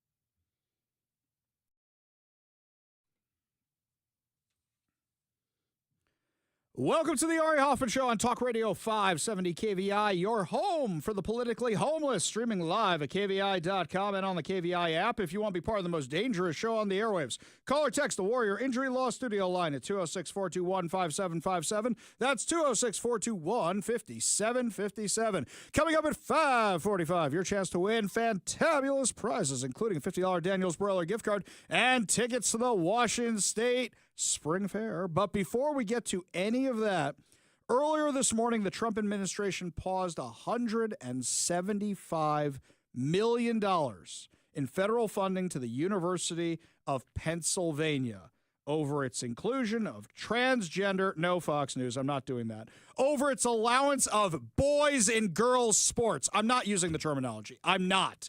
It's a made-up word like Palestine. Fox Business reported this morning that the Ivy League university now stands to risk losing all its federal funding amid an investigation into potential 9 violations. By the way, we're at the find out stage. That's where we're at, right? We know what the first 2 words of that are. A senior administration official told Fox Business that the administration has paused $175 million in federal funding. This is where Riley Gaines went to school. This is the Riley Gaines versus Thomas, whatever his first name really is, the dude. This did not account for UPenn's total federal funding, which the university previously reported last year was around $1 billion. Can we back up for a second here? I have an issue with all the federal funding that's going to these colleges with these massive endowments. I don't want to sound like a socialist, like why do the rich schools have all this money? That's not my point. I understand research is going on. I understand scholarships are going on. How much of this garbage is for DEI nonsense? No, seriously, I'm just asking. That should be cut across the board. Can we all agree on that? You know how my son's school works in Israel, by the way? This is fascinating. You know how you have core classes in college? They should be core for your major. Instead, they're core to make sure you're a well-rounded individual, okay? I did not need to study A Knight's Tale in college. It didn't help me at all. I said, why is this so different from the movie? There's no Queen. There's no rock and roll music. Where's Heath Ledger? All right, you do not need to study some of this stuff in college. You really, really don't. But they want you to be a well-rounded student. I did not need to study astronomy as a science class, especially because I took astronomy thinking I'm a nerd and I watch Star Trek, so this is going to be super easy. And it was a waste of time. Where my son goes to school in Israel, the core classes are core towards your major. And he gets mad sometimes when some of these classes don't have anything to do with his major, but it's far less than what it is in America, and I show him how they actually do have to do with his major. But how much of this nonsense is DEI? We've analyzed this from University of Washington before. Diversity class, diversity. Do you remember the belly dancing diversity? The belly dancing class counted to fulfill your core requirement. Look, you want to learn to be a belly dancer? Gesundheit. Hey, go have fun being a belly dancer. I don't know what it has to do with your education. Is there a huge market for belly dancers? I don't know, maybe in Saudi Arabia. I don't think around here. The pause is not a direct result of the investigation into UPenn, which the Department of Education announced a day after the president signed the Keeping Men Out of Women's Sports executive order on February 5th. In a statement to Fox News, a university spokesperson said UPenn has not received any official notification of the funding pause and added that the university is in full compliance with NCAA and Ivy League policies. They say, we are aware of media reports suggesting a suspension of $175 million in federal funding to Penn, but have not yet received any official notification or details. It's important to note, however, that Penn has always followed NCAA and Ivy League policies. Well, yeah, but they all just changed their policies. Are you following their old policies or their new policies? Do you remember when Thomas, whatever his first name is, was swimming? And used to have people going, there's a dude in the pool while he's swimming. You guys couldn't realize how wrong that was? You guys couldn't realize how messed up that was with women's sports? What was he ranked? 467th? And then he decided to go compete against women and boom, all of a sudden he's number 1? That's messed up, guys. That's really messed up. It's like Andy Kaufman wrestling women. That was for humor, though. This is really, really messed up. Acting Assistant Secretary for Civil Rights Craig Traynor said in a statement provided by the Education Department last month that 3 institutions would be investigated for suspected Title IX violations. In addition to UPenn, San Jose State University, which made headlines in the fall after several schools refused to play the women's volleyball team because of a trans athlete on the roster, and the Massachusetts Interscholastic Athletic Association are also being investigated for suspected violations. Hey, what's the University of Washington doing? Can we check them out? You know what? I think we should check them out. I think we should see what's going on over there. Let's see what University of Washington is doing. UPenn first made headlines during the 2022 season when Leah Thomas, a dude in women's sports, was put on the women's team and would eventually go on to win the national championship title in the women's 500-yard freestyle. Thomas would also tie with former Kentucky swimmer Riley Gaines for 5th place in the 200-yard freestyle that year, although it would be Thomas that solely received the trophy due to the awards ceremony. What, because he's taller? Thomas' participation sparked a national debate surrounding girls and women's sports, which under the Trump administration has seen several states at odds with federal law. Oh, you mean like Washington? Last week, the U.S. Department of Agriculture paused funding to the University of Maine system, a network of 8 public colleges. But days later, U.S. Senator Susan Collins' office said the funding freeze had been reversed, probably because they came into compliance with it. Additionally, this week, Representative Mary Miller of Illinois called the Trump administration to pull federal funding from Illinois school district after one mother accused her 13-year-old daughter's school of forcing girls to change in front of another male student in the girls' locker room. By the way, how twisted is that, by the way? Oh, you're the racist, or you're the bigot because you don't want your daughter in the changing room with the dudes. How messed up is our society right now, by the way? I don't want my daughter in a changing room with a dude. You know that moment? Dads know this one. You know when you take your kids to a sporting event and you got to send your daughter and she's like 5 or 6 years old or whatever it is. Like you can sneak them up until a certain age into the men's stalls. You can do that. But then there comes a time where, sweetie, you got to go to the girls' bathroom. And you get that you're standing outside and you're going, did I miss an entrance? Are they okay? Oh my God, I can't believe I sent her in there alone. Am I going to be the panicked father at the thing? Yeah, system's not perfect, but they have family restrooms for that. But this nonsense of having boys in girls' locker rooms, it's stupid. It's ridiculous. And it's opening the door for predators, as we discussed earlier in the show. Now, on Friday, the Trump administration cut another $30 million in federal grants from Columbia University. So this is because they're investigating all the Title VI and Title IX complaints over at Columbia. They're not done slicing all the money from them. And I'm here for it. I'm enjoying it.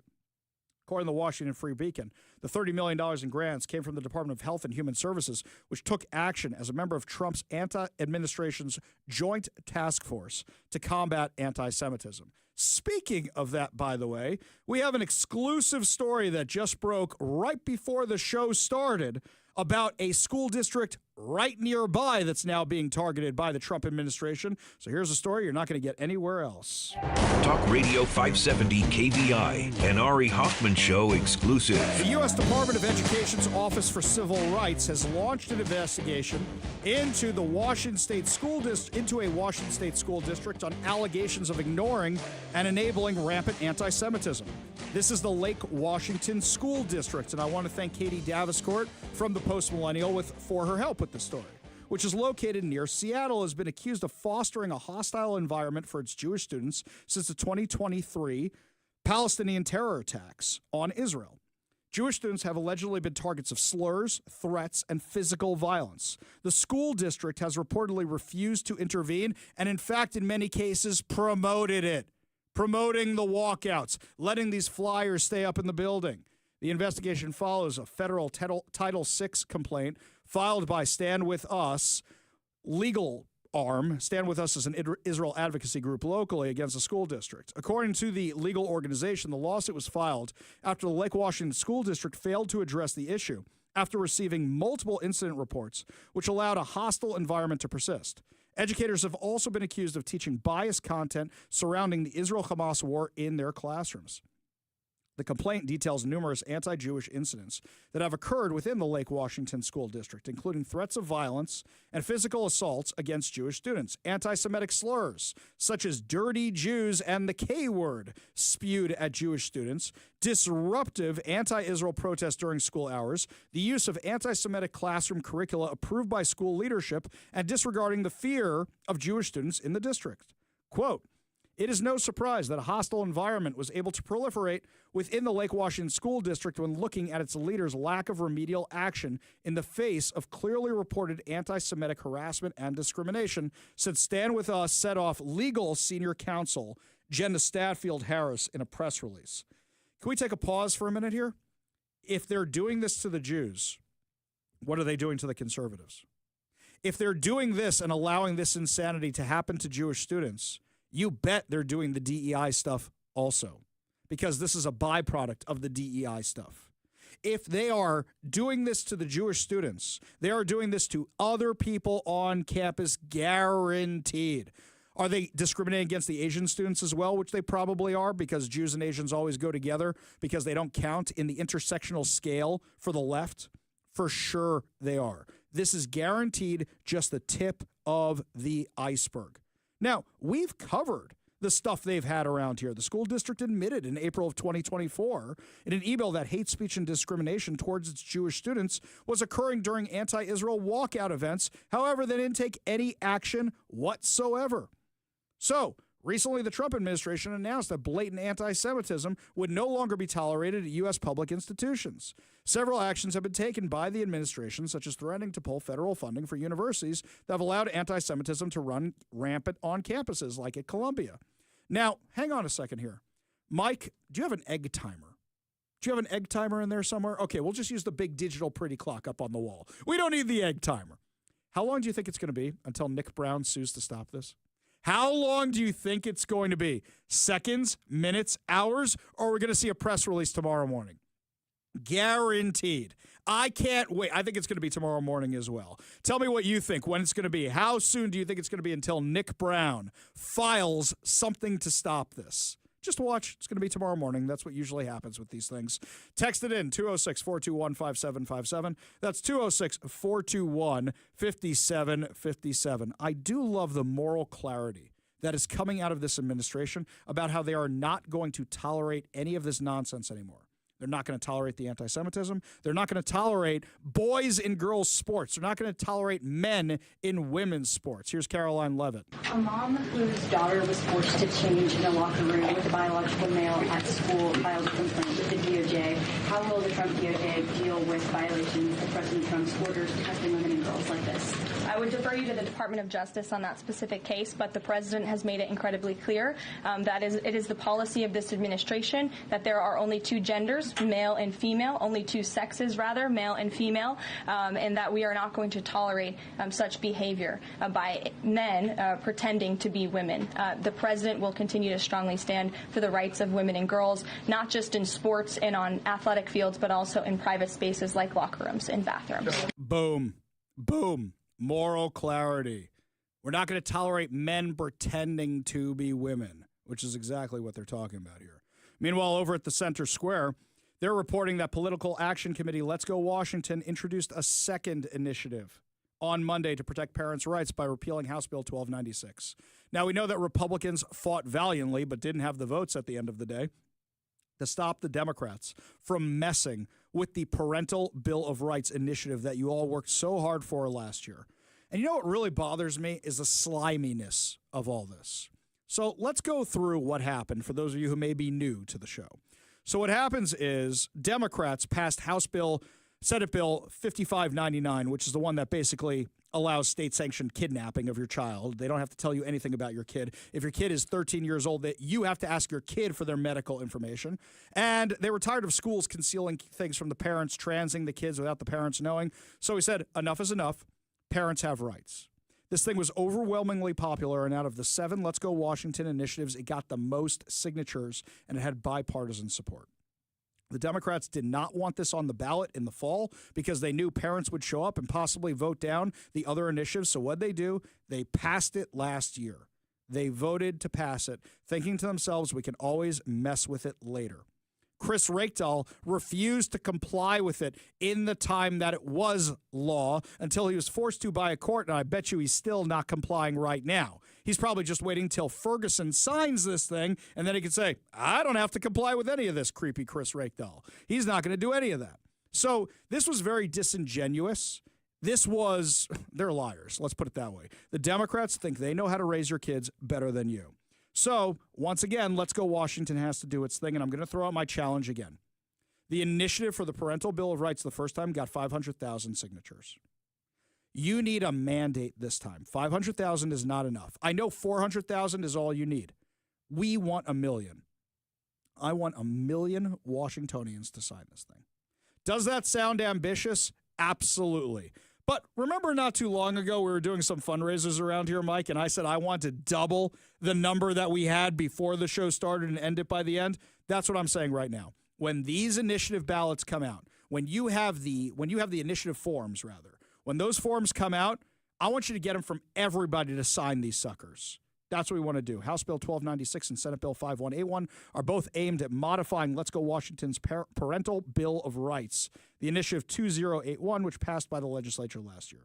House Bill 1296 would focus on aligning notification timelines with existing law, and Senate Bill 5181 would establish student rights and protections for school employees. Now, for those of you, and I'm going to reiterate this one more time, who think my kids go to private school, my kids go to charter schools, isn't going to affect me, you're wrong. And let me tell you why. What's going to happen is eventually they're going to make this mandatory to get credits in Washington from the private schools and from the charter schools. Even if your kids do not go to public school, stuff from the public schools leaks into your kid's classroom because it's required for them to keep their accreditation. And a lot of these accreditation agencies are run by, oh, that's right, they follow the curriculum from the state of Washington. So if you think this isn't going to affect you, it most certainly will. Now, the Center Square had another very entertaining article.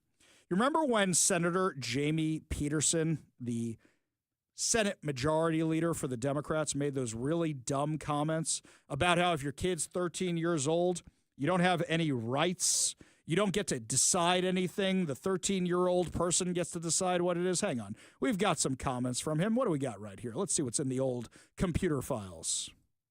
Young women have, if they're old enough to get pregnant, they're old enough to make their own decisions about what happens with their bodies, okay? And parents do not have the right to change that or make a different decision or be notified in advance. So, as you can imagine, that ticked a lot of people off. The Center Square did a public disclosure request for the emails he got. And they printed an article about it. He printed an article about it, which is absolutely amazing. So here's one of the emails. I'm very disgusted with your push to give minors complete say in their physical and mental health care in the state. Democrats are completely out of control, and I would lump a strong percentage of Washington Republicans into this group as well. Yeah, not wrong on that one. Here's another one. I hope you realize just who our children belong to, not you. These types of power moves by the state are illegal and disturbing. Only a child groomer thinks this way. If you and your ilk are what we elected to run our state, then I think we had all better remove our children from state-run schools to keep them safe from you. By the way, excellent point. How many people are going to say this is the last straw, this is it, and pull their kids? And then you guys are going to lose more federal funding. Oh, it's all right. We'll just go to the taxpayers to get the money afterwards. Here's another one. All of those policies have been decided by the legislature or voters through the Democrat process. They can all be changed through the Democrat process, but our Constitution requires transparency when changes are made to existing law. This is the kind of stuff, guys. You guys are violating everybody's trust. You guys did it at 2 o'clock in the morning. 2 o'clock in the morning because you didn't want people knowing it. And the Seattle Times today, framing this as in Republicans and Let's Go Washington are trying to undo parental rights. It's disingenuous. We all know what you're really doing here. Really. Here's another one. This one sums it up. I don't think you understand the harm you are causing young people. Right. I mean, this trans stuff is relatively new. We don't have any research. We don't have any science on. The science we do have on it is pretty bad. It's not stopping suicides. It's enabling mental illness is what's going on here, and then physically maiming kids for life. What are we going to find out down the road about this? Oh, we shouldn't have done that? That's a no-brainer, guys. That's a no-brainer. But that's what they want to do to your kids, and it's absolutely, absolutely insane. When we come back, my friends, lots more to talk about, including the local crime out here, which is completely out of control. But before we get to any of that, here's Todd Herman's Daily Thoughtcast right now on the Ari Hoffman Show.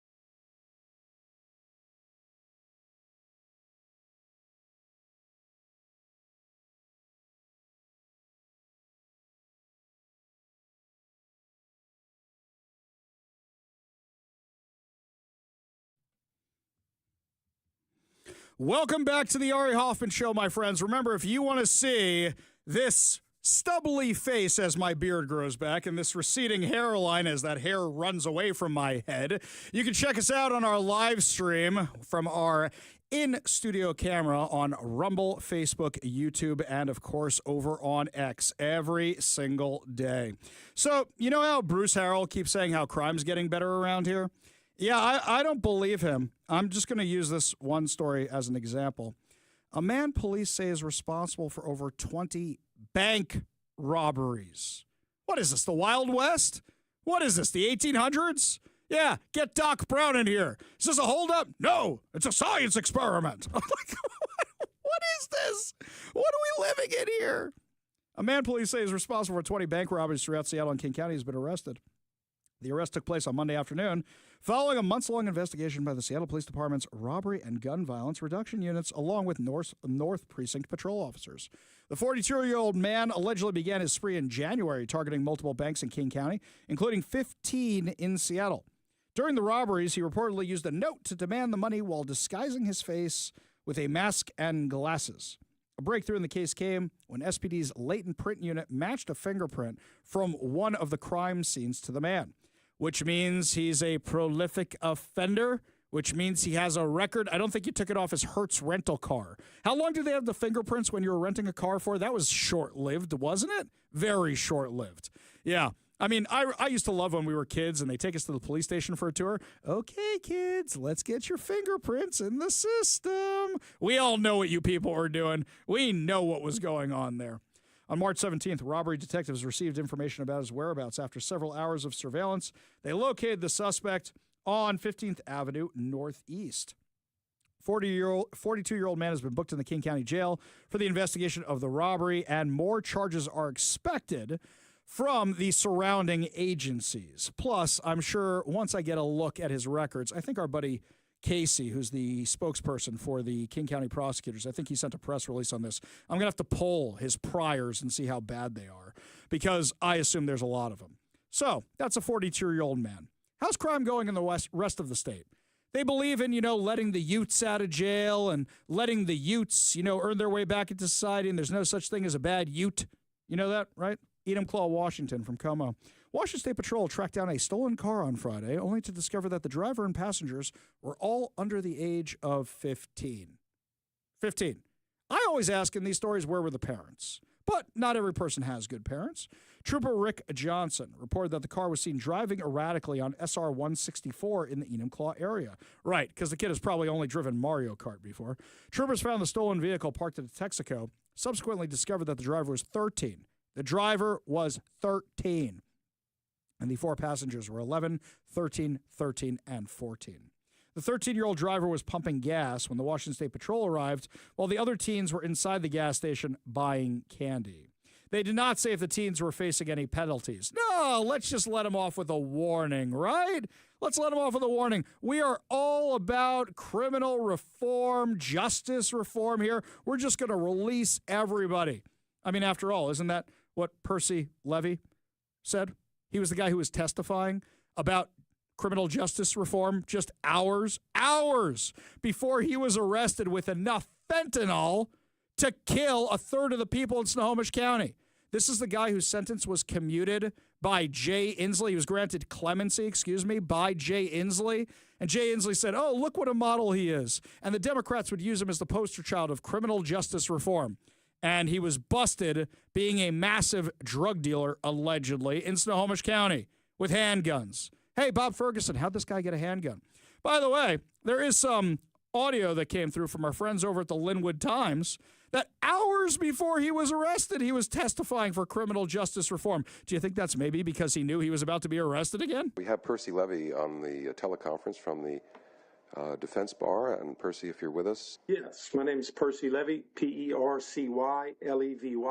I am formerly incarcerated. I now work for the Washington Defender Association as the public outreach specialist. One of my main... Hang on. Public Defender Association? Oh, you mean the ones who get criminals out of jail all the time? Aha. You see what's going on here? parts of my job is assisting people coming out of prison. I start working with them from the inside, and then I work with them all the way through release and into the community.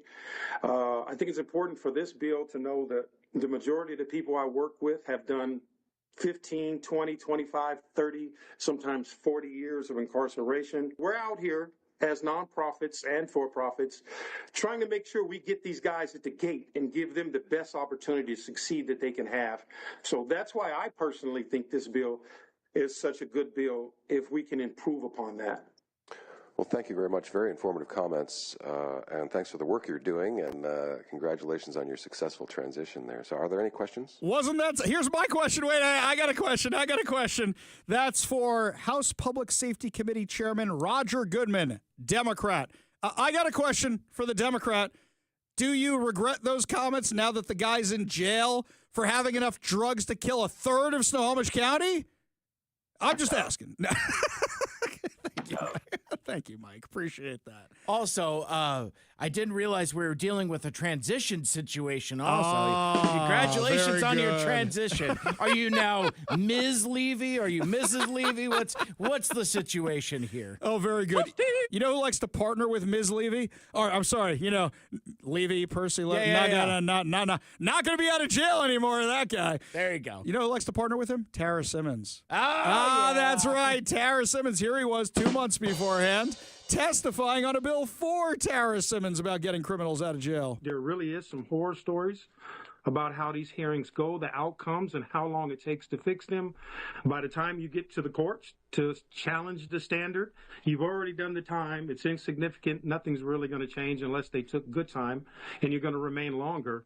And since it involves a person possibly doing more time as a sanction, it just seems to me, and most of the people I think that are watching or in DLC, that a reasonable doubt is a really good standard to have in there. And I can understand why DOC is unhappy with it, because I've seen a lot of those hearings.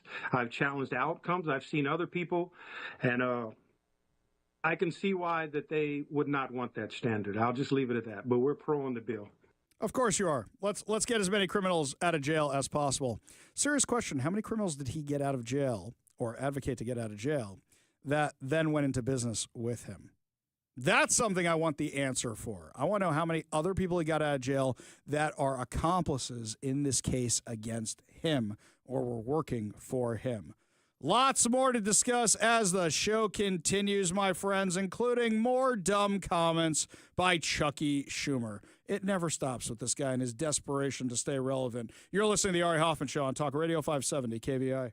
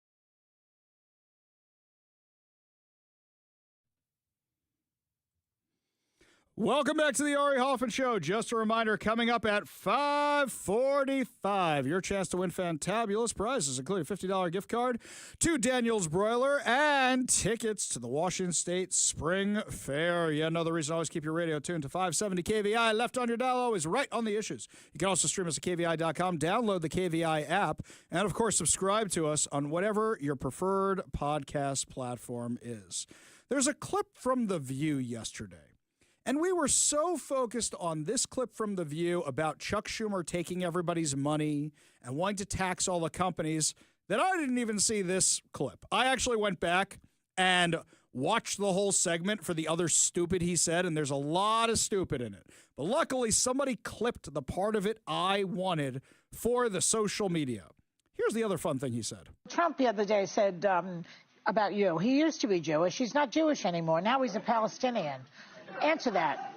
Tell my mother. But seriously, Trump treats Jews sort of transactional. Oh, they have money. Oh, I need their votes. But he doesn't understand what Jewish people are like, and he does things that can lead to anti-Semitism. In Virginia, when they marched on a Jewish synagogue, both sides are to blame. He sits down with this guy Fuentes, a known anti-Semite. He talks about replacement theory, which is anti-Semitic. He cuts money from synagogues. He should read the book. He could learn something. Well, someone's got to read it to him. Okay, enough from you. Enough from you. You're a disgrace to the yarmulke. When Jews needed you the most, you're the senator from New York. You did nothing about Columbia. In fact, you were counterproductive. We know from the emails obtained by the New York Post, you told the administrators at Columbia to keep their heads down.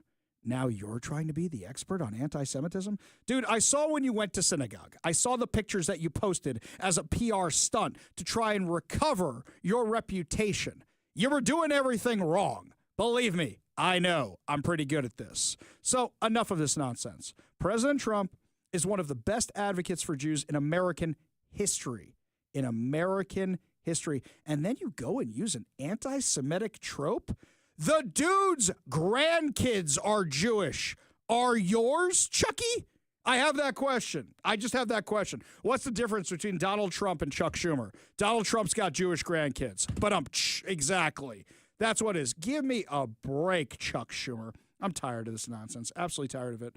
You know who's a proud Jew and doesn't make any bones about it? Gal Gadot. Gal Gadot got a star on the Walk of Fame. Now, I'm kind of torn about the stars on the Walk of Fame.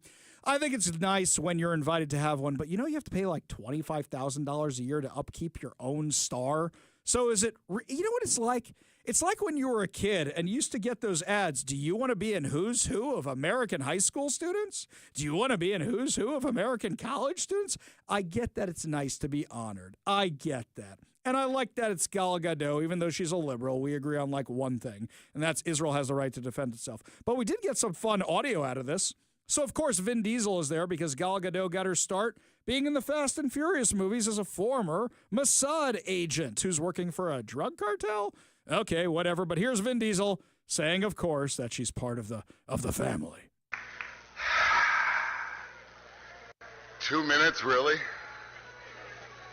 How can I talk only 2 minutes about this angel gal? Where would I start?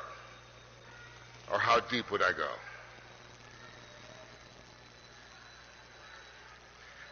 You're gonna hear, how do I look, guys? Honestly. You're gonna, happy birthday, Anon. You're gonna hear a lot about this incredible actress, her accomplishments. What I'm gonna talk about is my family member. Okay, you knew he had to say it, but has dude been jogging? Dude sounds like he's completely out of breath. Was he just working out? Because, I mean, he looks kind of bulky in that, but not in the good way. You know, that suit looks like it's a little thick right there. I mean, look, I know my weight's been kind of off recently, but dude looks like he's kind of been, I don't know, chilling out a lot since the latest Fast and Furious movie. I understand they still haven't even started production on that. Wait a second, Mike, I want to make sure I get the headline right. My the name goodness. of the movie. We litigated this earlier, and I can't wait to reveal this to the audience. Okay, so the name of the movie is Fast 10 Part 2. So not Fast 11, not the end of the road begins or ends or any of that. It's Fast 10 Part 2, not even Fast 10 Your Seatbelts. It's just Fast 10 Part 2. So Mike and I were having some fun because this reminded us of another movie because they have Fast with an X instead of a 10. So it looked like X2. And we go, there's already an X2.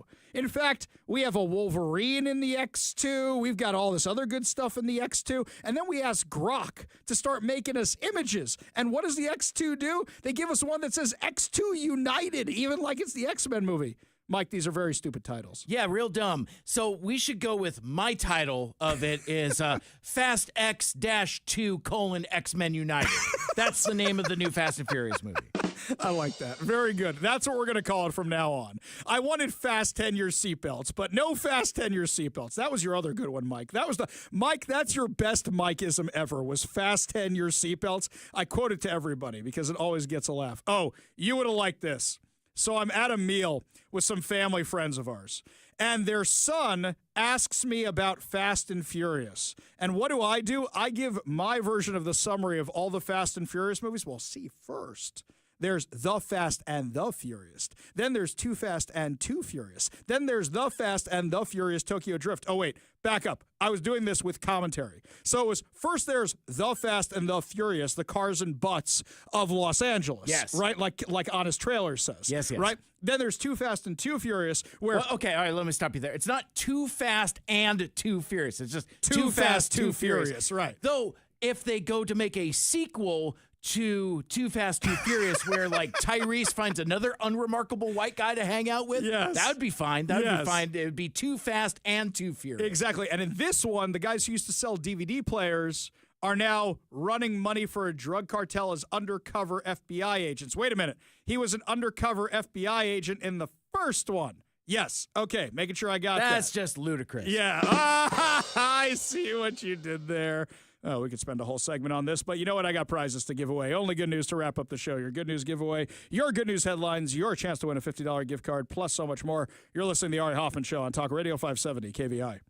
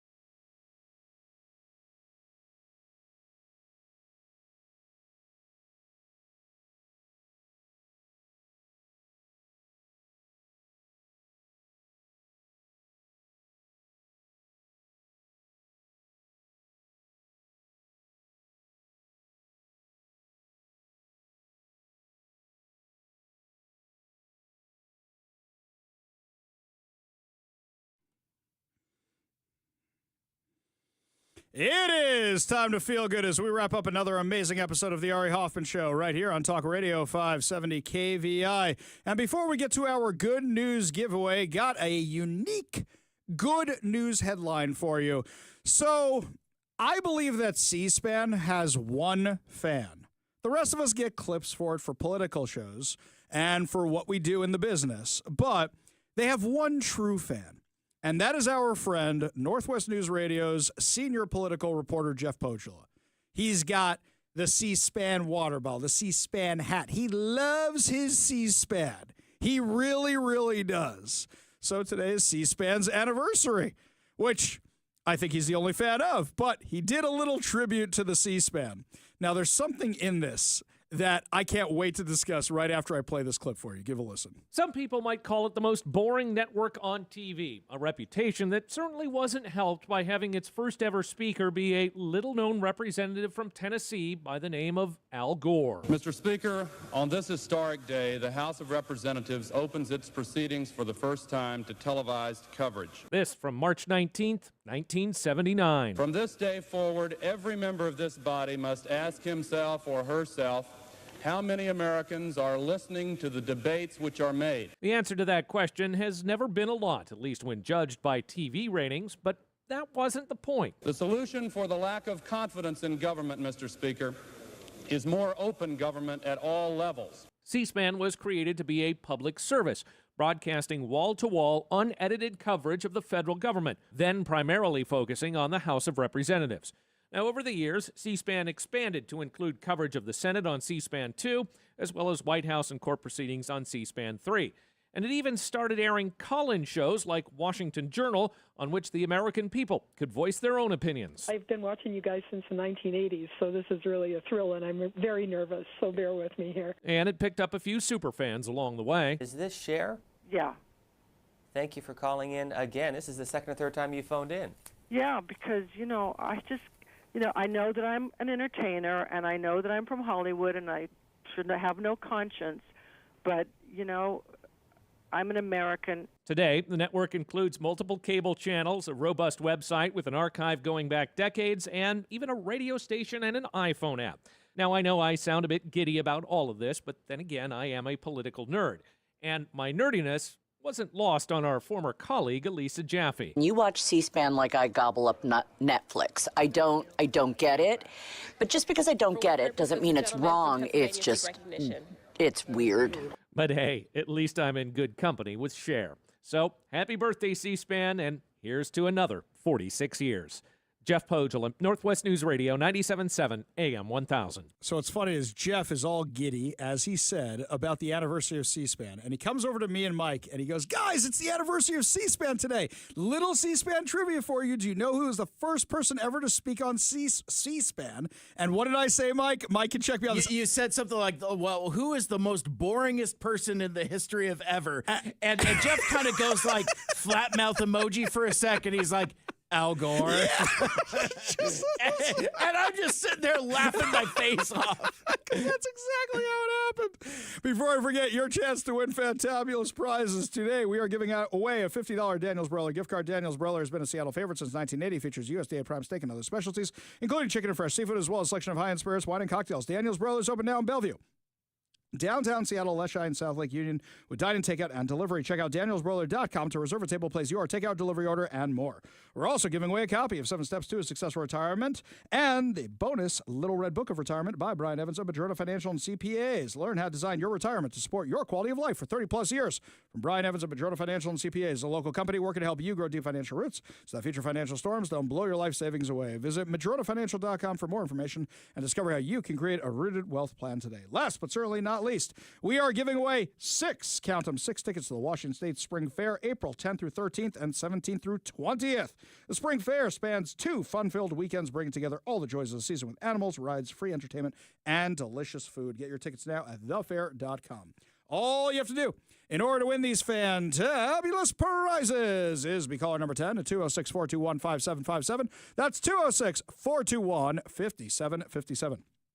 Caller number 10 will win a $50 Daniels Broiler gift card, a copy of 7 Steps to a Successful Retirement by Brian Evans of Madrona Financial and CPAs, and 6 tickets to the Washington State Spring Fair. Phone lines are open now. Give Mike a call for your chance to win at 206-421-5757. That's 206-421-5757. Well, my friends, that's going to do it for us today, but fear not, we will be back tomorrow with more insane stories, more exciting guests, and, of course, more giveaways. You've been listening to The Ari Hoffman Show on Talk Radio 570 KVI.